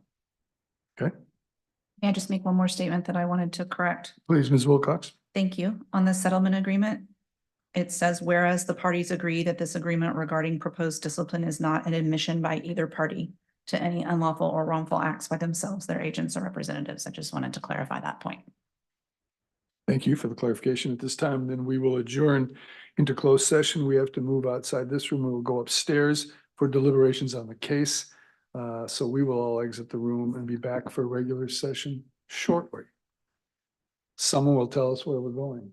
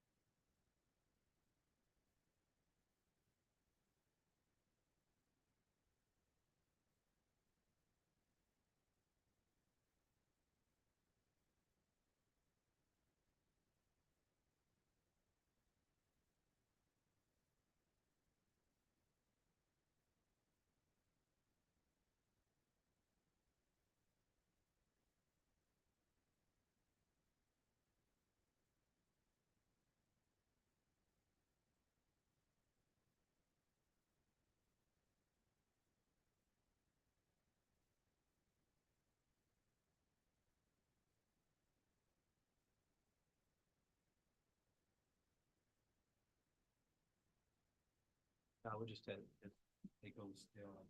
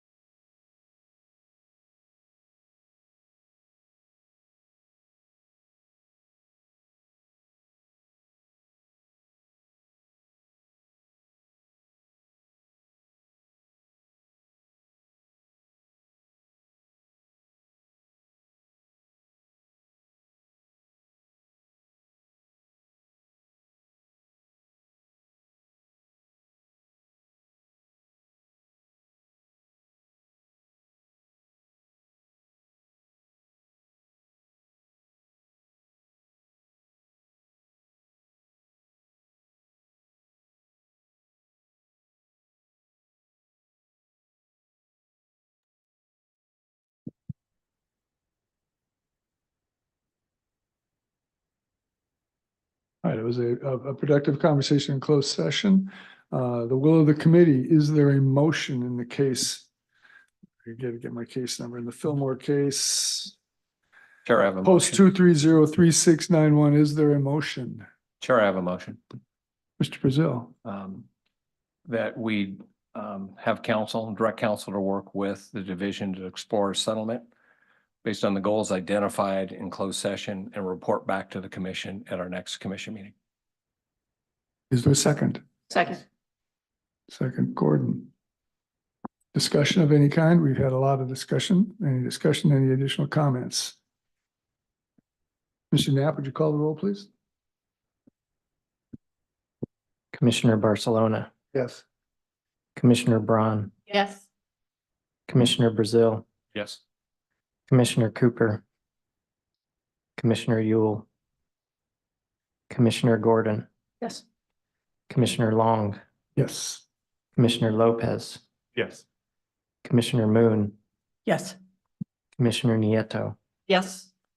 and Commissioner Rodriguez. Yes. I believe the motion passes unanimously. Thank you. Thank you. Thank you both. Mr. Executive Director. Yes. Mr. Chair, since this is the first time, and maybe I'm speaking out of turn here, but how do we find out what those conditions are that you discussed in closed session? So we know what to put together. We go ahead, Rick, but we've essentially instructed council to work with the division The council knows the goals and with since it's, direction. Okay, since it's a settlement negotiation, not to be discussed in open forum. got it. Okay. Specified So we'll get criteria it and from so- Chris. Yeah. Thank you. Council has the Yep. goals. Okay, thank you. All right, the second case, post 2308479, Justin Raymond Ramirez, who at the time of the events in question was employed by the Orange County Sheriff's Department.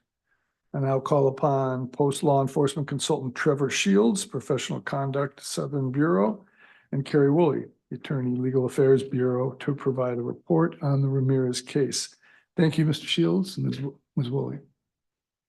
Good afternoon, Commissioners. My name is Trevor Shields. I'm a law enforcement consultant assigned to the Professional Conduct Southern Bureau. I'm here with respect to the case of Post versus Deputy Justin Ramirez of the Orange County Sheriff's Department.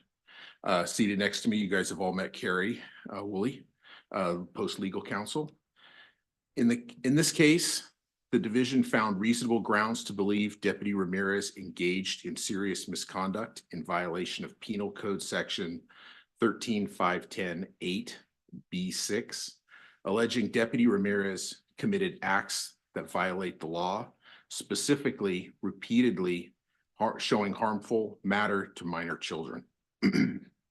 As set forth in the investigative summary and findings, the division recommends the revocation of Deputy Ramirez's post certification.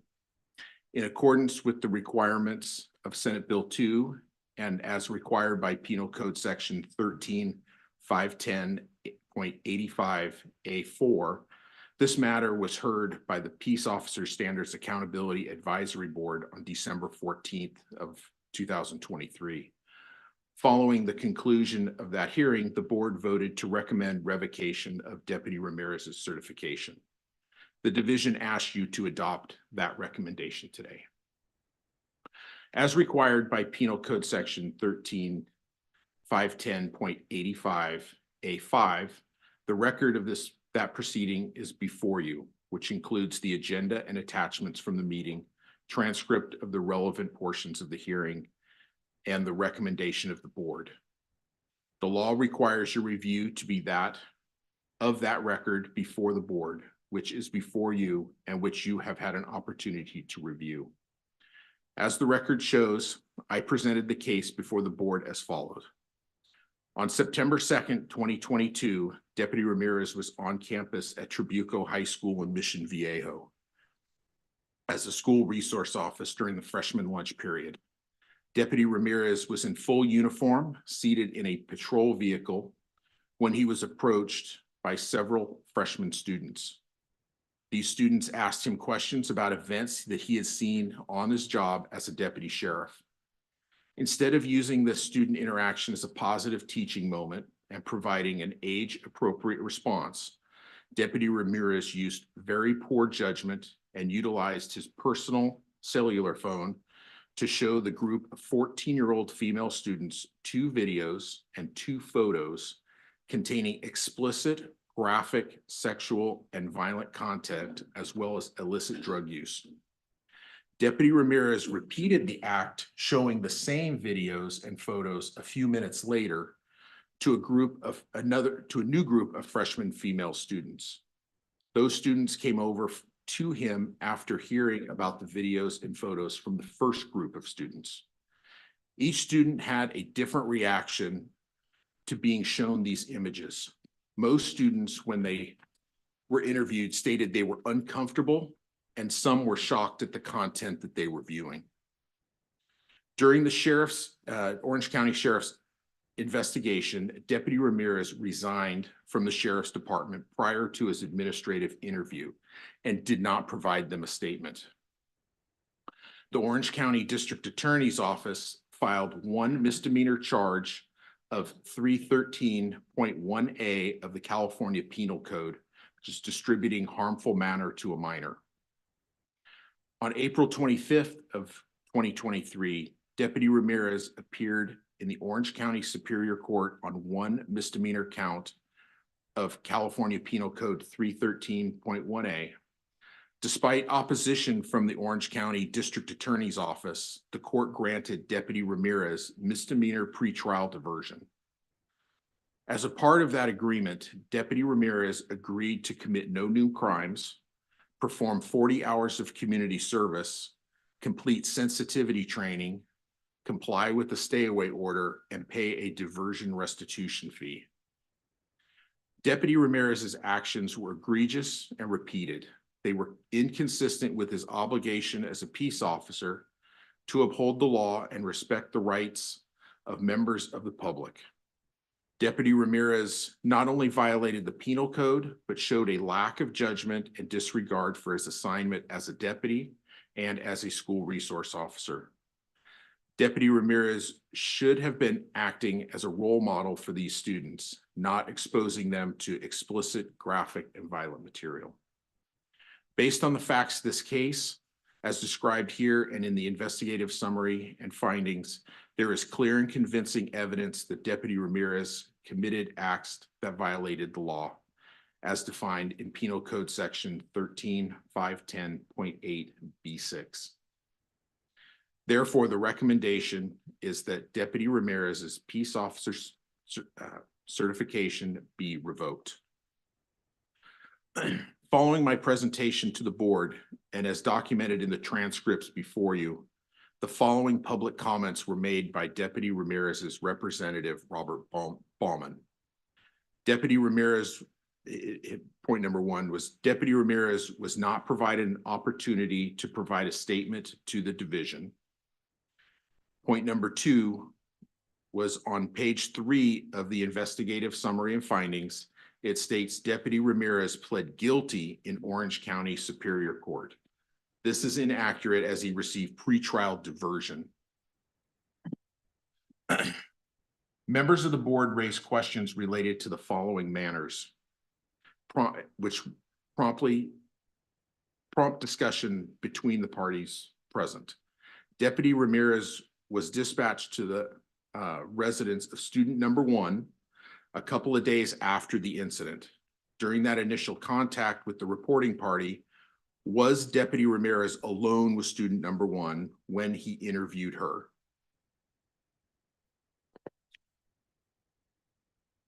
Their second point was, how did Deputy Ramirez come to get the photos and videos on his personal cell phone?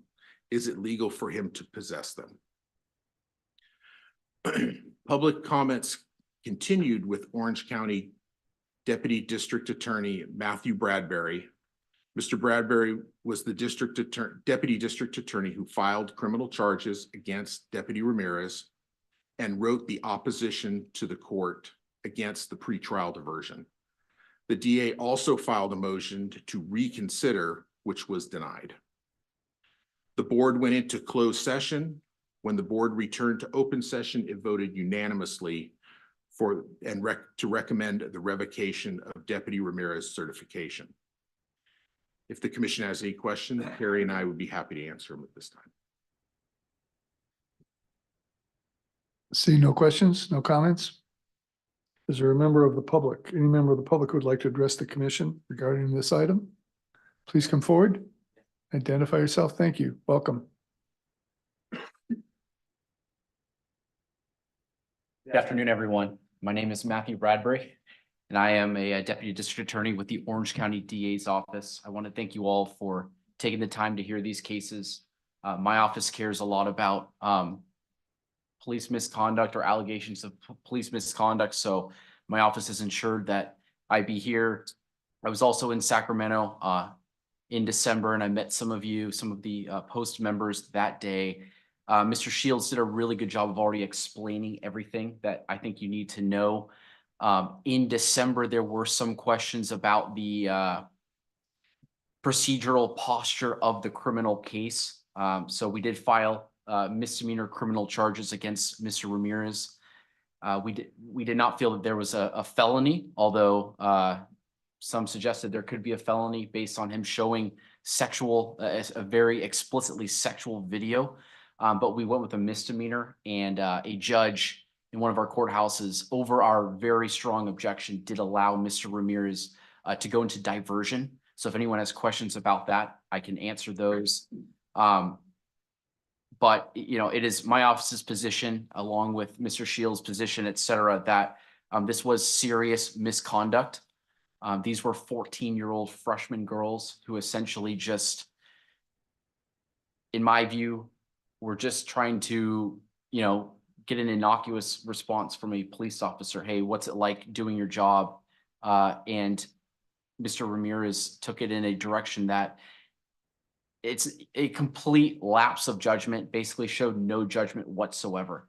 To show these videos, to show these photographs, photographs that in our view were certainly obtained from crime scenes. That in and of itself nowadays would be a crime, known as the Kobe law. Some of you are probably familiar with that. This barely predated that becoming a crime, so that's why we didn't have those charges as well. But photos from crime scenes, in addition to videos that we're not even sure where he got the videos from, probably strange corners of the internet. We're not sure, but the point stands that this was, in our view, serious misconduct. Like I said, the criminal case is in diversion. I don't have an update as to how Mr. Ramirez is doing in his diversion. I hope he's doing well for his sake. We will have a check-in on that on April 24th, but that's where the criminal case stands. So I'll submit on that unless anyone has questions about the criminal case. Thank you.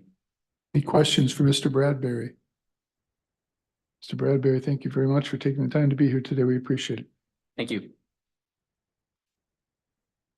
Any comments or questions? Is there a motion to adopt the board's recommendation for revocation and refer that recommendation for an evidentiary hearing before an ALJ? Barcelona, I'll make. Is there a second? Rodriguez, second. Moved and seconded. Mr. Knapp, please call the roll. Commissioner Barcelona, Yes. Commissioner Braun, Yes. Commissioner Cooper. Oh, I'm sorry, Commissioner Brazil. Commissioner Cooper. Commissioner Yule. Commissioner Gordon, Yes. Commissioner Long, Yes. Commissioner Lopez, Commissioner Moon, Yes. Commissioner Nieto, Yes. Commissioner Rodriguez. It's unanimous. Motion carries unanimously. Thank you, Mr. Knapp. Commissioners, is there anything else? Any questions or comments? We are at the end of the agenda. Mr. Director, questions or any comments? No, sir. Hearing none, is there a motion to adjourn? Is there a second? Second. Is there objection to unanimous consent? Seeing none, we are adjourned. Thank you. Thank you, everyone.